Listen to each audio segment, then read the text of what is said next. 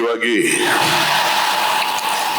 ಶಾಸಕರಾಗಿ ಕೆಲಸ ಮಾಡಿಕೊಂಡು ಮತ್ತೆ ಚಿತ್ರರಂಗಕ್ಕೆ ಪ್ರವೇಶ ಮಾಡ್ತಾ ಇರತಕ್ಕಂಥ ನನ್ನ ಮಾಜಿ ಸಚಿವರು ಹಾಗೂ ಶಾಸಕ ಮಿತ್ರರಂತ ಯೋಗೇಶ್ ಅವರೇ, ಶ್ರೀಮತಿ ಯೋಗೇಶ್ ಅವರೇ, ಮತ್ತು ಮುಖ್ಯವಾಗಿ ಈ ಹೊಸ ನಟನನ್ನ ನಮ್ಮ ಕರ್ನಾಟಕದ ಚಿತ್ರರಂಗಕ್ಕೆ ಇವತ್ತು ನಾವೆಲ್ಲ ಅರ್ಪಿಸ್ಲಿಕ್ಕೆ ನಾವೆಲ್ಲ ಸೇರಿದ್ದೇವೆ. ನನ್ನ ಮಗನ ಸಮಾನ ಧ್ಯಾನ್ ಯೋಗೇಶ್ ಅವರವರೇ, ಇಲ್ಲಿ ಸೇರ್ತಕ್ಕಂಥ ಎಲ್ಲ ನನ್ನ ಚಿತ್ರರಂಗದ ಎಲ್ಲ ಸ್ನೇಹಿತರೆ, ಮಾಧ್ಯಮ ಮಿತ್ರರೇ, ಬಂಧುಗಳೇ, ಇತಿಹಾಸ ಯಾರು ಕೂಡ ಮರಿಲಿಕ್ಕೆ ಸಾಧ್ಯ ಇಲ್ಲ, ತಪ್ಪಿಸ್ಲಿಕ್ಕೆ ಸಾಧ್ಯ ಇಲ್ಲ. ಕರ್ನಾಟಕ ಬಲಂ ಚಿತ್ರವನ್ನ ಇವತ್ತು ನಾವು ನಿರ್ಮಿಸಲಿಕ್ಕೆ ನಮ್ಮ ಯೋಗೇಶ್ ಅವರು ಎಷ್ಟು ಟೈಮ್ ಅನ್ನ ಉಳಿಸ್ಕೊಂಡಿದ್ದಾರೋ ನನಗೆ ಗೊತ್ತಿಲ್ಲ. ಒಬ್ಬ ಶಾಸಕರಾದವ್ರಿಗೆ ಅದೇ ಜವಾಬ್ದಾರಿ ಇರ್ತದೆ. ಅದು ಕೂಡ ಮೊದಲಿಂದ ಸಾಧನೆ ಮಾಡಬೇಕು ಅಂತ ಹೇಳಿ ಸೈನಿಕ, ಈ ದೇಶದ ಒಬ್ಬ ರಕ್ಷಣೆ ಮಾಡಂತ ಒಬ್ಬ ಸೈನಿಕನ ಹೆಸರಿನಲ್ಲಿ ತಾನೇ ಪಾತ್ರವನ್ನ ಮಾಡಿ ಚಿತ್ರರಂಗದ ಪಕ್ಕೆ ಅವರು ಹೆಜ್ಜೆಯನ್ನ ಇಟ್ಟರು. ಇವತ್ತು ಅವರ ಸುಪುತ್ರ, ಆತನ ಆವಾಭಾವ, ಶ್ರಮ, ಬಲ, ಜ್ಞಾನ ಎಲ್ಲ ನೋಡಿದ್ರೆ ಈ ಹೊಸ ಲೋಕಕ್ಕೆ, ಹೊಸ ಜನರೇಷನ್ಗೆ ಮತ್ತೆ ನಮ್ಮ ಇತಿಹಾಸವನ್ನ ನೆನಪು ಮಾಡುವಂತ ಒಂದು ದೊಡ್ಡ ಅವಕಾಶವನ್ನ ಯೋಗೇಶ್ ಪುತ್ರನ ಮುಖಾಂತರ ಈ ಒಂದು, ಈಗ ಸೈನಿಕ ಇದ್ದವರು ಈಗ ಮಹಾರಾಜ ಆಗಿದ್ದಾನೆ. ಅವರ ಮಗ ಧ್ಯಾನ್ ಯೋಗೇಶ್ ಅವರು ರಾಜರ ಪಾತ್ರದಲ್ಲಿ ಮಾಡ್ತಾ ಇದ್ದಾರೆ ಅಂತ ಹೇಳಿ ನನಗೆ ಕಿವಿಲಿ ಕೆಲವು ನನ್ನ ಸ್ನೇಹಿತರು ತಿಳಿಸಿದ್ರು. ನಾನು ಬಹಳ ತುಂಬ ಹೃದಯದಿಂದ ಅವರಿಗೆ ಆಶೀರ್ವಾದ ಮಾಡಬೇಕು. ನಾನು ಎಲ್ಲೂ ಈ ಕ್ಲಾಪಿಂಗ್ ಎಲ್ಲ ಓದೋನಲ್ಲ. ನನಗೂ ಚಿತ್ರರಂಗಕ್ಕೂ ನಂಟಿನ ಏನಂದ್ರೆ, ನಾನೊಬ್ಬ ಎಕ್ಸಿಬಿಟರ್ ಆಗಿದ್ದವನು, ಈಗೂ ಎಕ್ಸಿಬಿಟ್ರೆ, ನಾನೇನಿಲ್ಲ ಅಂತ ಹೇಳುದಿಲ್ಲ. ಹಿಂದೇನು ಎಕ್ಸಿಬಿಟರ್ ಆಗಿದ್ದೆ, ಮಧ್ಯ ನಿಂತೋಗಿತ್ತು, ಈಗ ತಿರ್ಗಿ ಎಕ್ಸಿಬಿಟರ್ ಆಗಿದ್ದೀನಿ. ನಾನು ನಮ್ಮ ಚೇಂಬರ್ ಆಫ್ ಕಾಮರ್ಸ್, ನಮ್ಮ ಇವರೆಲ್ಲ ಇದ್ದಾರೆ ಫ್ರೆಂಡ್ಸ್ ಎಲ್ಲ ನಾವೆಲ್ಲ, ನಮ್ಮ ಮೋಹನ್ ಇದ್ದಾರೆ, ಎಲ್ಲ ಚೇಂಬರ್ ಆಫ್ ಕಾಮರ್ಸ್ ಅಲ್ಲಿ ನಾನು ಬೋರ್ಡ್ ಆಫ್ ಮ್ಯಾನೇಜ್ಮೆಂಟ್ ಅಲ್ಲಿ ಎಲೆಕ್ಷನ್ ನಿಂತ್ಕೊಂಡು ಗೆದ್ದಿದ್ದೆ. CVS ಶಾಸ್ತ್ರಿ, ನಮ್ದೆಲ್ಲ ಆಗ ತಂಡ, ಸಾರಾ ಗೋವಿಂದು ಅವರು ಉಪಾಧ್ಯಕ್ಷರಾಗಿದ್ರು, ಎಲ್ಲ ಕೂಡ ನಾವೆಲ್ಲ ಇದ್ದು. So every empire as an history, every history and empire as an hero. ಆ ಹೀರೋ ಇವತ್ತು ಧ್ಯಾನ್ ಯೋಗೇಶ್ ಅವರು ಪಾತ್ರ ವಹಿಸಿದ್ದಾರೆ ಅಂತ ಹೇಳಿ ನಮಗೆ ಬಹಳ ಸಂತೋಷ ಆಗಿದೆ. ಇತಿಹಾಸ ಮರ್ತವನು ಇತಿಹಾಸವನ್ನ ಸೃಷ್ಟಿಗೆ ಸಾಧ್ಯ ಇಲ್ಲ ಅಂತ ಹೇಳಿ ಬಾಬಾ ಸಾಹೇಬ್ ಅಂಬೇಡ್ಕರ್ ಅವರು ಹೇಳಿದ್ದಾರೆ. ಇಲ್ಲಿಂದ ಸೀದಾ ಹೋಗಿ ನಾನು, ಮಲ್ಲಿಕಾರ್ಜುನ ಖರ್ಗೆ ಸಾಹೇಬರು, ನಮ್ಮ ದೇವನಹಳ್ಳಿಲಿ ನಾವೆಲ್ಲ ಹೋಗಿ ಅಂಬೇಡ್ಕರ್ ಅವರ ಪುತ್ಥಳಿಯನ್ನು ಕೂಡ ಉದ್ಘಾಟನೆ ಮಾಡೋಂಥ ಕಾರ್ಯಕ್ರಮ ಇದೆ. ಈ ಮಧ್ಯದಲ್ಲಿ 5 ನಿಮಿಷ ಬಂದು ಹೋಗೋಣ ಅಂತೇಳಿ ಬಂದಿದ್ದೇವೆ. ನಾನು, ಸೋಮಣ್ಣವರು, ರವಿ, ಯೋಗೇಶ್ವರ್, ನಾವೆಲ್ಲ ಬೆಂಗಳೂರು ಜಿಲ್ಲೆಯವರು. ಈಗ ಬೆಂಗಳೂರು ಜಿಲ್ಲೆ ಅಂತ ಆಗಿದೆ. ಸೊ ನಾವು ರಾಜ್ಯದ ರಾಜಧಾನಿ ಜಿಲ್ಲೆಯವರು. ಸೊ ಇಲ್ಲಿ ಚಿತ್ರರಂಗಕ್ಕೆ ಒಂದು ಹೊಸ ಶಕ್ತಿ ಕೊಡಬೇಕು. ಈಗಾಗಲೇ ನಮ್ಮ ಸರ್ಕಾರದ ವತಿಯಿಂದ ಮೈಸೂರಿನಲ್ಲಿ ಒಂದು ಹೊಸ ಸ್ಟುಡಿಯೋನ PPP ಮಾಡಲಲ್ಲಿ ಮಾಡಬೇಕು ಅಂತೇಳಿ ಸಿದ್ದರಾಮಯ್ಯನವ್ರ ಸರ್ಕಾರ ಅವ್ರಿಗೆ ಜಾಗವನ್ನು ಮಾಡಿತ್ತು. ಕರ್ನಾಟಕ ರಾಜ್ಯದಲ್ಲಿ ಇತ್ತೀಚಿನ ದಿನಗಳಲ್ಲಿ ಒಂದು 5-6 ಒಳ್ಳೊಳ್ಳೆ ಸಿನಿಮಾ ಬಂದು ಈ ಸ್ಯಾಂಡ್ಲ್ವುಡ್ಡು ಬಾಲಿವುಡ್ನ ಟೇಕ್ ಓವರ್ ಮಾಡಿದೆ. ಅದಕ್ಕೆ ನಾನು ಈ ಸಂದರ್ಭದಲ್ಲಿ ನಾನು ಅಭಿನಂದಿಸ್ತೇನೆ.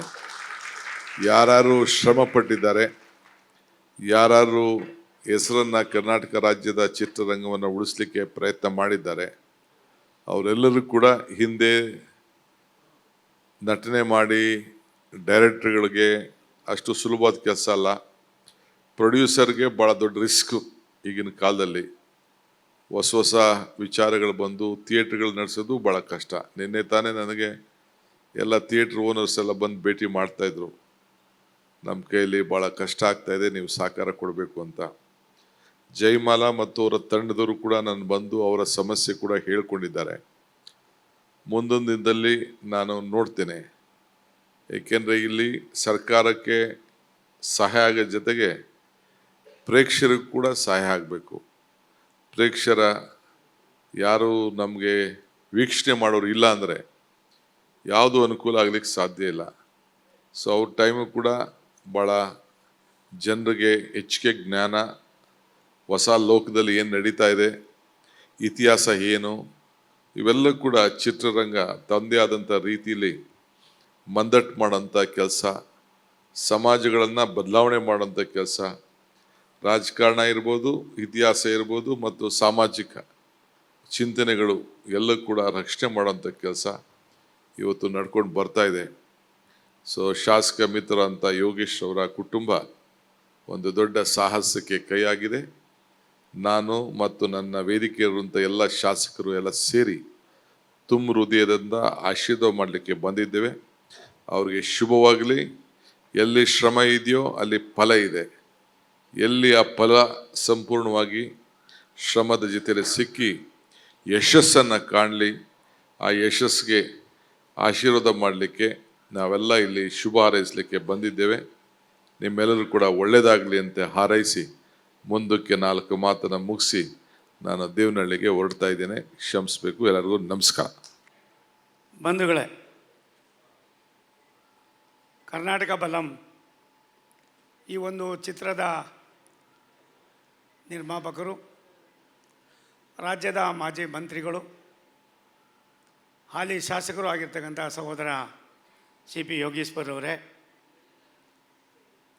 ಈ ಒಂದು ಚಿತ್ರದ ಮುಖ್ಯ ಪಾತ್ರಧಾರಿಯಾಗಿರ್ತಕ್ಕಂಥ ಸಹೋದರ ಜ್ಞಾನ್ ಯೋಗೀಶ್ರವರೇ, ಮಿತ್ರರಾದಂಥ ಉದಯ್ ಕುಮಾರ್ ಅವರೇ, ಬಂದಿರತಕ್ಕಂಥ ಎಲ್ಲ ಕಲಾಭಿಮಾನಿಗಳೇ, ಮತ್ತು ಈ ಒಂದು ಚಿತ್ರಣದ ಪಾತ್ರಕ್ಕೆ ಮೊದಲ ಬಾರಿಗೆ ಪಾದಾರ್ಪಣೆ ಮಾಡ್ತಾ ಇರ್ತಕ್ಕಂಥ CP ಯೋಗೀಶ್ವರ್ ಅವರ ಸುಪುತ್ರರಿಗೆ ಮತ್ತು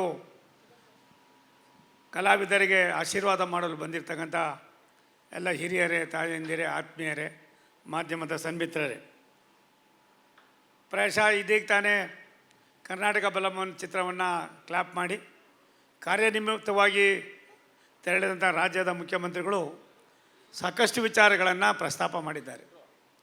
1500 ವರ್ಷದ ಹಿಂದೆ ಪುಲಿಕೇಶಿ ಕಾಲದಲ್ಲಿದ್ದಂಥ ಅನೇಕ ಚಿತ್ರಣವನ್ನು ಸೈನಿಕನ ಪಾತ್ರ ಒಂದು ಕರ್ನಾಟಕ ಬಲಂ ಮಾಡಿ ಈ ದೇಶದ, ಈ ರಾಷ್ಟ್ರದ ಇತಿಹಾಸವನ್ನು ವಿಶ್ವದ ಭೂಪಟಕ್ಕೆ ತೋರಿಸ್ತಕ್ಕಂಥ ದೊಡ್ಡ ಕೆಲಸವನ್ನು ಮಿತ್ರ ಆಗಿರ್ತಕ್ಕಂಥ ಯೋಗೀಶ್ವರ್ ಅವರು ಮಾಡ್ತಾಯಿದ್ದಾರೆ. ವೈಯಕ್ತಿಕವಾಗಿ ಮತ್ತು ಭಾರತ ಸರ್ಕಾರದ ಮಂತ್ರಿಯಾಗಿ ನಾನು ಅವರಿಗೆ ಅಭಿನಂದನೆಯನ್ನು, ತುಂಬ ಹೃದಯ ಧನ್ಯವಾದಗಳನ್ನ ಸಮರ್ಪಣೆ ಮಾಡ್ತೀನಿ. ಸೈನಿಕ 2 ನನಗೆ ಹೇಳಿದ್ರು. ಸೈನಿಕ 1 ನನ್ನ ಹತ್ರ ಕ್ಯಾಸೆಟು ಸುಮಾರು 100 ಬಾರಿ ಆ ಕ್ಯಾಸೆಟನ್ನು ನಾನು ನೋಡಿದ್ದೀನಿ. ಕಲೆ ಯಾರ ಮನೆಯ ಸ್ವತ್ತಲ್ಲ. ಗೋವಿಂದ ಅವರು ಇಲ್ಲೇ ಇದ್ದಾರೆ, ನನ್ನ ಆತ್ಮೀಯರು, ಇವಾಗ ಬಂದಿದ್ದಾರೆ. ಅನೇಕ ಹಿರಿಯ ನಿರ್ದೇಶಕರು, ನಿರ್ಮಾಪಕರು ಚಿತ್ರಣದ ವ್ಯವಸ್ಥೆಯಲ್ಲಿ ಏನೆಲ್ಲವನ್ನು ಕೂಡ ವಾಸ್ತವ ಸಂಗತಿಯನ್ನು ಪ್ರಪಂಚಕ್ಕೆ ಉಣಬಡಿಸ್ತಕ್ಕಂಥದ್ದಕ್ಕೆ ತಮ್ಮ ಕೊಡುಗೆ ಅಪಾರವಾಗಿದೆ. ನನಗೆ ತಿಳಿದ ಮಟ್ಟಿಗೆ ಯೋಗೀಶ್ವರ್ ಅವರು ರಾಜಕೀಯದಲ್ಲಿ ಏರುಪೇರುಗಳನ್ನು ಕಂಡಿದ್ದಾರೆ. ಆದರೆ ಇವತ್ತಿನ 2 ಚಿತ್ರಗಳು ಕೂಡ ರಾಜ್ಯದ ಮತ್ತು ರಾಷ್ಟ್ರದ ಜನಮನವನ್ನು ಗೆಲ್ತಕ್ಕಂಥದ್ದಕ್ಕೆ ಭಗವಂತನ ಆಶೀರ್ವಾದ, ಅವರ ನಡೆದಂಥ ತಂದೆ ತಾಯಿಗಳ ಆಶೀರ್ವಾದ ಸದಾ ಇರಲಿ ಅನ್ನೋ ಪ್ರಾರ್ಥನೆಯನ್ನು ಮಾಡಿ, ಮನುಷ್ಯ ಬರ್ತೀವಿ, ವಾಪಸ್ ಹೋಗ್ತೀವಿ. ಬರುವ ಸಂದರ್ಭದಲ್ಲಿ ನಮಗೆ ಉಸಿರು ಇರ್ತದೆ, ಹೆಸರಿರೋದಿಲ್ಲ. ಇದ್ದಂಥ ದಿನದಲ್ಲಿ ಹೆಸರಿರ್ತದೆ, ಮತ್ತೆ ವಾಪಸ್ ಹೋಗಬೇಕಾದ್ರೆ ಉಸಿರಿರೋದಿಲ್ಲ. ಈ ಎರಡನ್ನೂ ಮೈಗೂಡಿಸಿಕೊಂಡು ನಮ್ಮಾಗೆ ಬಂದಿರತಕ್ಕಂಥ ಸಹಸ್ರಾರು ಜನ, ಕೋಟ್ಯಾಂತರ ಜನ ದೇಶಕ್ಕೆ ಬಂದಿದ್ದೇವೆ, ವಾಪಸ್ ಹೋಗ್ತೀವಿ.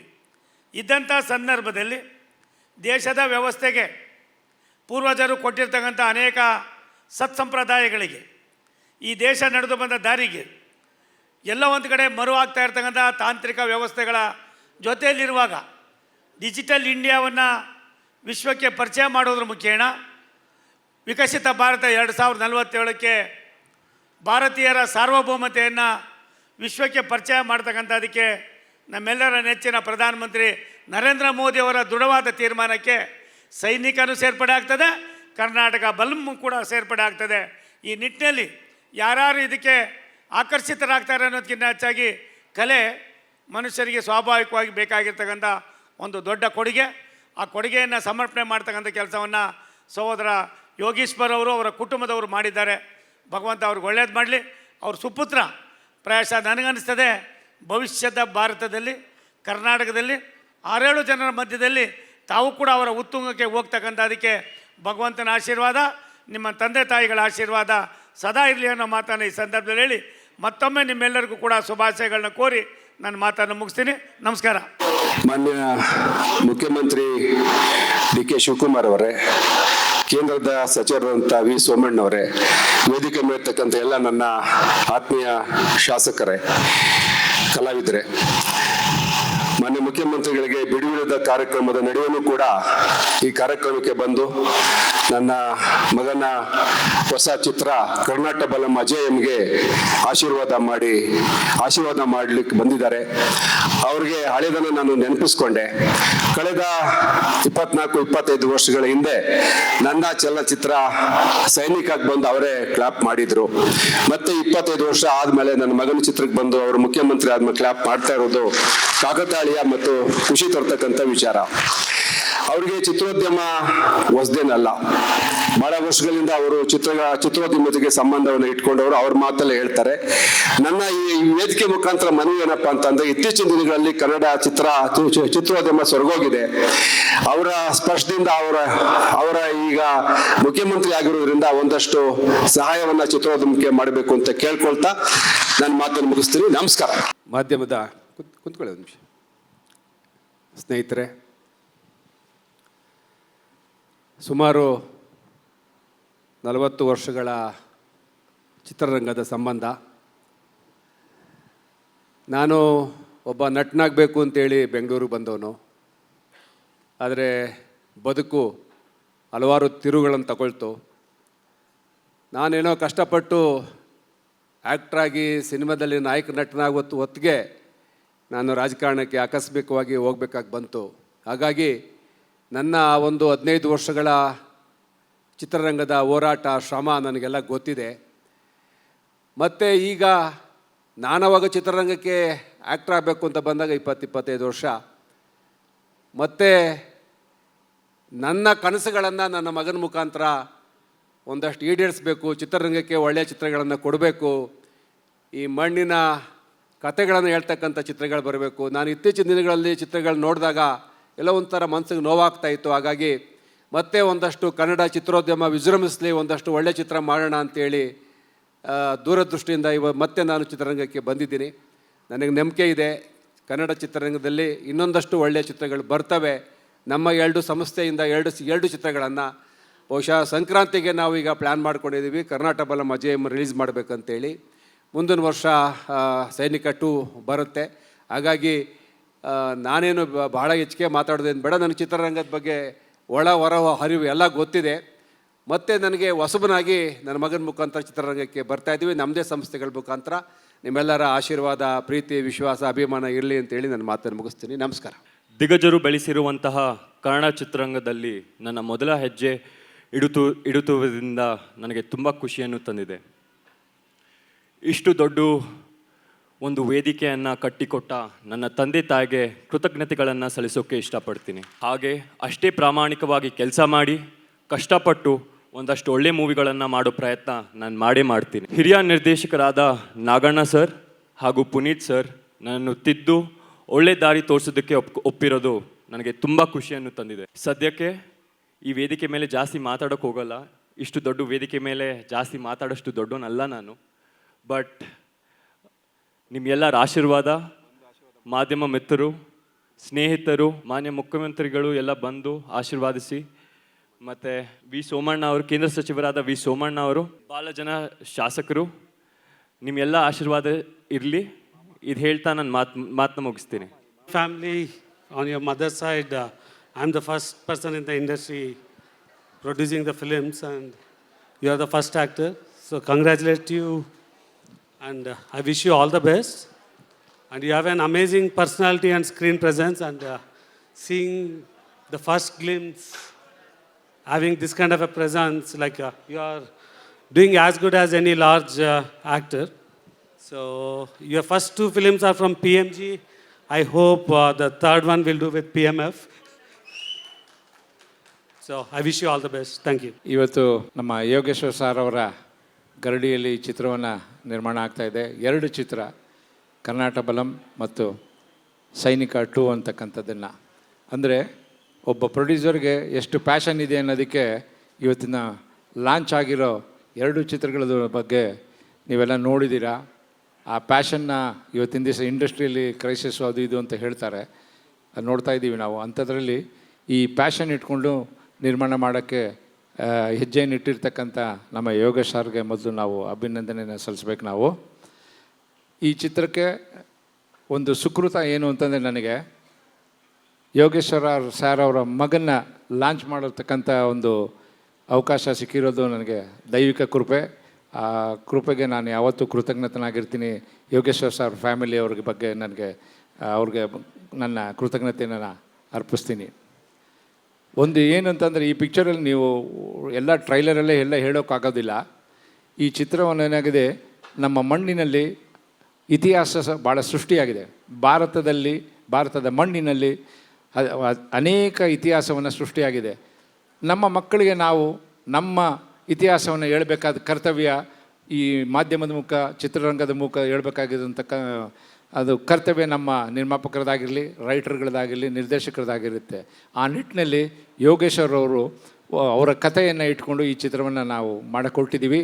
ಇದರಲ್ಲಿ ಏನು ಬಿಂಬಿಸುತ್ತೆ ಅಂತಂದರೆ, 1500 ಅಂದರೆ 6ನೇ ಶತಮಾನದಲ್ಲಿದ್ದಂಥ ಬಾದಾಮಿ ಯಾವ ರೀತಿ ಸಮೃದ್ಧಿಯಾಗಿತ್ತು, ಏನಿತ್ತು ಅಂತ, ಇಮ್ಮಡಿ ಪುಲಕೇಶಿ ಆಡಳಿತ ಹೇಗಿತ್ತು, ನೌಕಾಬಲ ಹೇಗಿತ್ತು ಅಂತಕ್ಕಂಥದ್ದು ಒಂದು ಗ್ಲಿಂಪ್ಸಸ್ಸು ಅದನ್ನು ತೋರಿಸುತ್ತೆ.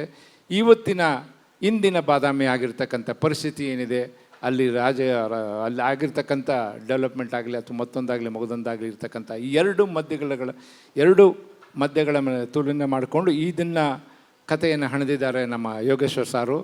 ಇದನ್ನು ಇತಿಹಾಸ ಮತ್ತು ಲೈವಲ್ಲಿ ಬರ್ತಕ್ಕಂಥ ಒಂದು ಕಥೆ ಆಗಿರ್ತದೆ. ಅದನ್ನು ಭಾಳ ಕಷ್ಟಪಟ್ಟು ಇದನ್ನು ನಮ್ಮ ರೈಟರ್ಸ್ಗಳು MS ರಮೇಶ್ ಅವರಾಗಿರ್ಬೋದು, ವಿಶ್ವ ಅವರಾಗಿರ್ಬೋದು, ಗುರುರಾಜ್ ಅವರಾಗಿರ್ಬೋದು ಈ ಕಥೆಯನ್ನು ಇದು ಮಾಡಿದ್ದಾರೆ. ಇದ್ರ ಜೊತೆಗೆ ನಮ್ಮ ಹರಿಕೃಷ್ಣ ಅವರ ಅವರು ಮ್ಯೂಸಿಕ್ ಅಂದರೆ ಒಂದು ಚಾಪೆ ಬೇರೆ ಥರ ಇರುತ್ತೆ. ಅದನ್ನು ನೀವು ಈಗಾಗಲೇ ನೋಡಿದ್ದೀರ. ಮ್ಯೂಸಿಕ್ಕಿನ ಚಾಪ, ಈ ಬ್ಯಾಕ್ಗ್ರೌಂಡ್ ಆಗಿರ್ಬೋದು, ಮತ್ತೊಂದಾಗಿರ್ಬೋದು, ಸಾಂಗ್ಗಳಲ್ಲೂ ಅಷ್ಟೇ ಒಳ್ಳೆ ಅದ್ಭುತವಾದ ಹಾಡುಗಳನ್ನು ಕೊಟ್ಟಿದ್ದಾರೆ. ಎಲ್ಲೂ ಈ ಚಿತ್ರದಲ್ಲಿ ನಮ್ಮ ನೇಟಿವಿಟಿ ಅನ್ನೋದು ಭಾಳ ಮುಖ್ಯ ಇರ್ತದೆ. ಆ ನೇಟಿವಿಟಿನ ಬಿಟ್ಟುಕೊಟ್ಟಿದೆ ಈ ಚಿತ್ರವನ್ನು ಮಾಡ್ತಾಯಿದ್ದೀವಿ ನಾವು. ಮ್ಯೂಸಿಕ್ ಆಗಿರ್ಬೋದು, ಬ್ಯಾಕ್ಗ್ರೌಂಡ್ ಆಗಿರ್ಬೋದು, ಹಾಗೂ ಲೊಕೇಶನ್ ಆಗಿರ್ಬೋದು, ಎಲ್ಲವೂ ನಮ್ಮ ನೇಟಿವಿಟಿಗೆ ತಕ್ಕಂತೆ ನಾವು ಈ ಸಿನಿಮಾವನ್ನು ಮಾಡ್ತಾಯಿದ್ದೀವಿ ನಾವು. ಸೊ ಇದಕ್ಕೆಲ್ಲ ಇವತ್ತೆಲ್ಲ ಎಲ್ಲರೂ ನಮ್ಮ ಮಾನ್ಯ ಮುಖ್ಯಮಂತ್ರಿಗಳು ಬಂದು ಆಶೀರ್ವಾದ ಮಾಡಿದ್ದಾರೆ. DK ಸುರೇಶ್ ಸರ್ ಬಂದಿದ್ದಾರೆ, ಸೋಮಣ್ಣವ್ರು ಬಂದಿದ್ದಾರೆ, ಇನ್ನು ಅನೇಕರು ಎಲ್ಲ ಬಂದು ಆಶೀರ್ವಾದ ಮಾಡಿದ್ದಾರೆ. ನಮ್ಮ ಧ್ಯಾನ್ ಅವ್ರಿಗೆ ಒಳ್ಳೆಯ ಭವಿಷ್ಯ ಇದೆ ಅಂತ ಖಂಡಿತವಾಗಿ ನಾನು ಗ್ಯಾರಂಟಿಯಾಗಿ ಹೇಳಬಲ್ಲೆ ನಾನು ಅಂತ. ಯಾಕಂದರೆ 2 ವೇರಿಯೇಷನ್ನ ನೀವು ನೋಡಿದ್ದೀರಿ ಈಗಾಗಲೇ. ಕರ್ನಾಟಕ ಬಲಂ ವೇರಿಯೇಷನ್ ಆಗಿರ್ಬೋದು, ಸೈನಿಕ 2 ಆಗಿರ್ಬೋದು, 2 ವೇರಿಯೇಷನ್ ಇದೆ. ಆಮೇಲೆ ಕರ್ನಾಟಕ ಬಲಮಲ್ಲಿ 3 ಫೇಸಸ್ ಆಫ್ ದಿ ಕ್ಯಾರೆಕ್ಟರೈಸೇಷನ್ ಬರುತ್ತೆ. ಅದು ನಿಜವಾಗ್ಲೂ ಅವರು ಭಾಳ ಶ್ರಮಪಟ್ಟು ಮಾಡ್ತಾರೆ, ತುಂಬ ಚೆನ್ನಾಗಿ ಅದ್ಭುತವಾಗಿ ಮಾಡ್ತಾರೆ ಅನ್ನೋ ನಂಬಿಕೆ ನನಗಿದೆ. ಅದನ್ನು ಕನ್ನಡ ಚಿತ್ರರಂಗಕ್ಕೆ ಒಬ್ಬ ನಾಯಕ ನಟನ ಸೃಷ್ಟಿ ಆಗುತ್ತೆ ಅನ್ನೋದರಲ್ಲಿ ಯಾವುದೇ ಸಂದೇಹ ಇಲ್ಲ ಅಂತ ಹೇಳೋದಕ್ಕೆ ನಾನು ಇಷ್ಟಪಡ್ತೇನೆ. Thank you. ನಮಸ್ಕಾರ. ಎಲ್ರಿಗೂ ನಮಸ್ಕಾರ. ಮೊದಲನೇದಾಗಿ ಈ ದೊಡ್ಡ ಕನಸು ನಮ್ಮ ಯೋಗೀಶ್ ಸರ್ದು ಹಾಗೂ ಅವರು ಮನೆಯವ್ರದ್ದು. ಈ ಕತೆ, ಈ ಸಿನಿಮಾ 2 ಸಿನಿಮಾದ ಕತೆ ಕೇಳಿದಾಗ ನನ್ನ ಪ್ರಶ್ನೆ ಒಂದೇ ಆಗಿತ್ತು ಯೋಗೀಶ್ವರ ಸರ್ಗೆ. ಇಷ್ಟು ಭಾರ ಹೊಸ ಹುಡುಗನಿಗೆ ನಾವು ಹೊರಬೇಕಾ ಅನ್ನೋದು ನನ್ನ ಪ್ರಶ್ನೆ ಆಗಿತ್ತು. ಬಟ್ ಅವರ ಆಯ್ಕೆ, ಅವರ ನೋಟ, ಅವರ ಕನಸು ತುಂಬ ದೊಡ್ಡದು. ಸೊ ಅವರ ಈ ಮಹತ್ವಾಕಾಂಕ್ಷೆಯ ಈ 2 ಸಿನಿಮಾಗಳಿಗೆ ನಾವೆಲ್ಲರೂ ಕೈ ಜೋಡಿಸಿ ಕೆಲಸ ಮಾಡ್ತೀವಿ. ಆ್ಯಂಡ್ ಒಂದು ತುಂಬ ಖುಷಿ ಏನಂದರೆ 2 ಸಿನಿಮಾದ ಕಥೆಗಳು ತುಂಬ ವಿಭಿನ್ನವಾಗಿದೆ. ಆ್ಯಂಡ್ ಹೀರೋ ಅಂತ ಏನು ನಾವು ಆ ಪಾತ್ರ ಅಂತ ಕರಿತೀವಿ, ಪರ್ಫಾರ್ಮ್ ಮಾಡಬೇಕು ಅನ್ನೋಂಥ ಒಂದು ಕತೆ ಆಯ್ಕೆ ಮಾಡಿಕೊಂಡು ಮಾಡ್ತಾ ಇರೋದಕ್ಕೆ ಧ್ಯಾನ್ ಅವ್ರಿಗೆ ಅಭಿನಂದನೆಗಳು ಸಲ್ಲಿಸ್ತೀನಿ.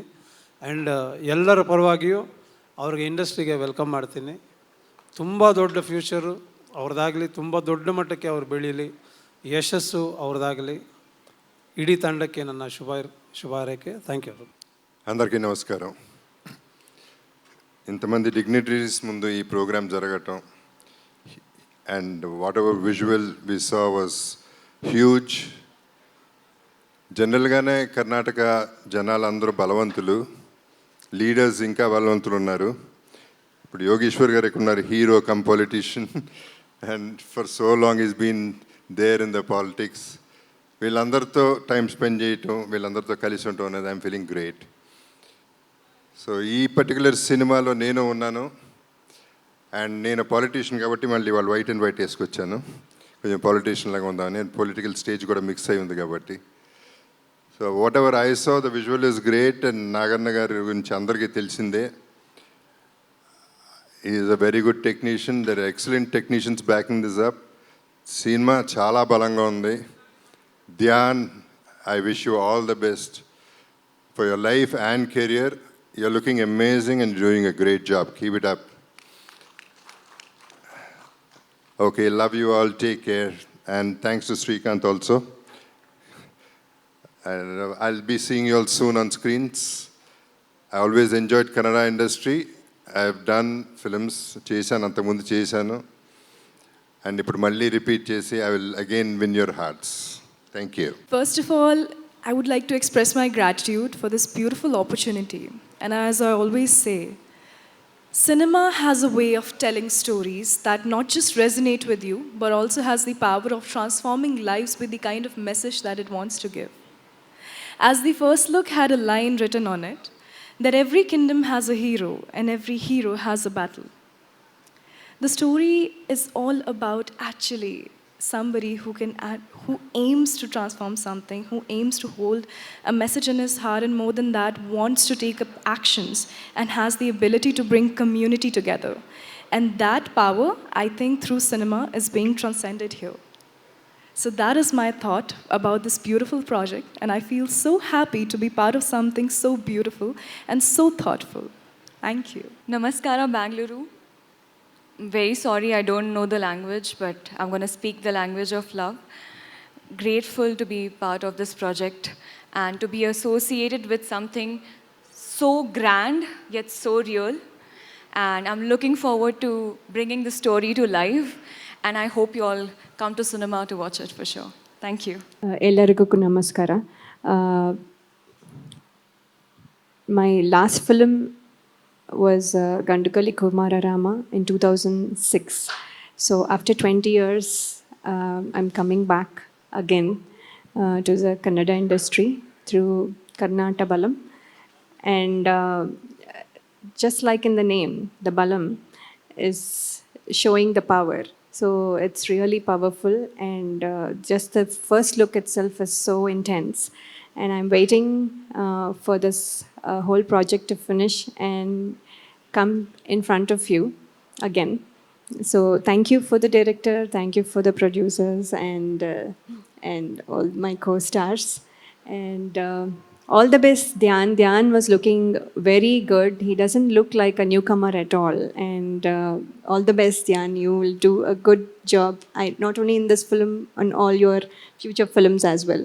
So all the best. And I also wish you all give me your wishes to continue my journey in Kannada industry as well. Thank you so much. Actually, release ಆದಾಗ ನನಗೆ 16 ವರ್ಷ basically. So I was a teenager. Super hit cinema. ಹಾಡುಗಳು ಇವತ್ತಿಗೂ actually like super ಹಿಟ್ಟೇನೆ. 24 ವರ್ಷ ಆದಮೇಲೆ ನಾನು ಭಾಗ 2ನ ನಿರ್ದೇಶನ ಮಾಡ್ತೀನಿ ಅಂತ ನಾನು ಅಂದ್ಕೊಂಡಿರಲಿಲ್ಲ. So thank you Yogeshwar sir, ಈ ಒಂದು ಆಪರ್ಚುನಿಟಿ ನನಗೆ ಕೊಟ್ಟಿರೋದಕ್ಕೆ. ಇನ್ನು ಸೈನಿಕ ಬಗ್ಗೆ ಹೇಳಬೇಕು ಅಂತಂದರೆ, ನೈಜ ಘಟನೆಗಳನ್ನ ಒಂದಷ್ಟು ಆಧಾರಿತವಾಗಿಟ್ಕೊಂಡು ಈಗ ಒಂದು ಸ್ವಲ್ಪ ಕಂಟೆಂಟ್ ಓರಿಯೆಂಟೆಡ್ ಸಿನಿಮಾ ಮಾಡಬೇಕು ಅಂತ ಪ್ಲ್ಯಾನ್ ಮಾಡ್ತಾ ಇದ್ದಾರೆ. ಕತೆ ಉಸ್ತುವಾರಿ ಯೋಗೇಶ್ವರ್ ಸರ್ರೇ ತೊಗೊಂಡಿದ್ದಾರೆ ಆ್ಯಕ್ಚುಲಿ. ಸೊ ನಾನು ಜಾಸ್ತಿ ಅದ್ರ ಬಗ್ಗೆ ತಲೆ ಕೆಡಿಸ್ಕೊಳಕ್ಕೆ ಹೋಗಲ್ಲ. ಮೇಕಿಂಗ್ ಮೇಲೆ ಮಾತ್ರ ನಾನು ಕಾನ್ಸಂಟ್ರೇಟ್ ಮಾಡ್ತಾಯಿದ್ದೀನಿ. So after that Dhyan first meet ಮಾಡಿದಾಗ ನಾನು ಅಂದ್ಕೊಂಡಿರಲಿಲ್ಲ if is capable or not ಅಂತ.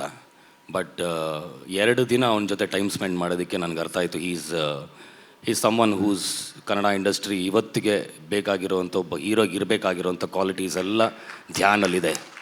ಸೊ ಒಂದು ದೊಡ್ಡ ಅಸೆಟ್ ಆಗ್ತಾನೆ ಅಂತ ಒಂದು ನಂಬಿಕೆ ಇದೆ. ಸೊ ಹಾಗಾಗಿ ಲೈಕ್ ನಿಜವಾಗ್ಲೂ ನನಗೆ ತುಂಬ ಖುಷಿ ಆಗ್ತಾಯಿದೆ ಇವ್ರ ಜೊತೆ ನಾನು ಒಂದು ಸಿನಿಮಾ ಮಾಡ್ತಾಯಿದ್ದೀನಿ ಅಂತ. Thank you so much for all these opportunities. ಕತೆ ಬಗ್ಗೆ ಕತೆ ಇನ್ನೂ ನಡೀತಾ ಇದೆ, ಕಂಪ್ಲೀಟ್ ಆಗಿಲ್ಲ. ನೆಕ್ಸ್ಟ್ ಇಯರ್ ಅದು ಟೇಕ್ ಆಫ್ ಆಗುತ್ತೆ. ಫಸ್ಟ್ ಇವಾಗ ಸದ್ಯಕ್ಕೆ ಕರ್ನಾಟಕ ಫಿಲಮ್ ಟೇಕ್ ಆಫ್ ಆಗುತ್ತೆ. So next year will actually take off Sainika. So ಕತೆ ಬಗ್ಗೆ ಅಷ್ಟೊಂದು ನಾನು ಹೇಳೋದಕ್ಕೆ ಇಷ್ಟಪಡಲ್ಲ ಇವಾಗಲೇ. Thank you so much.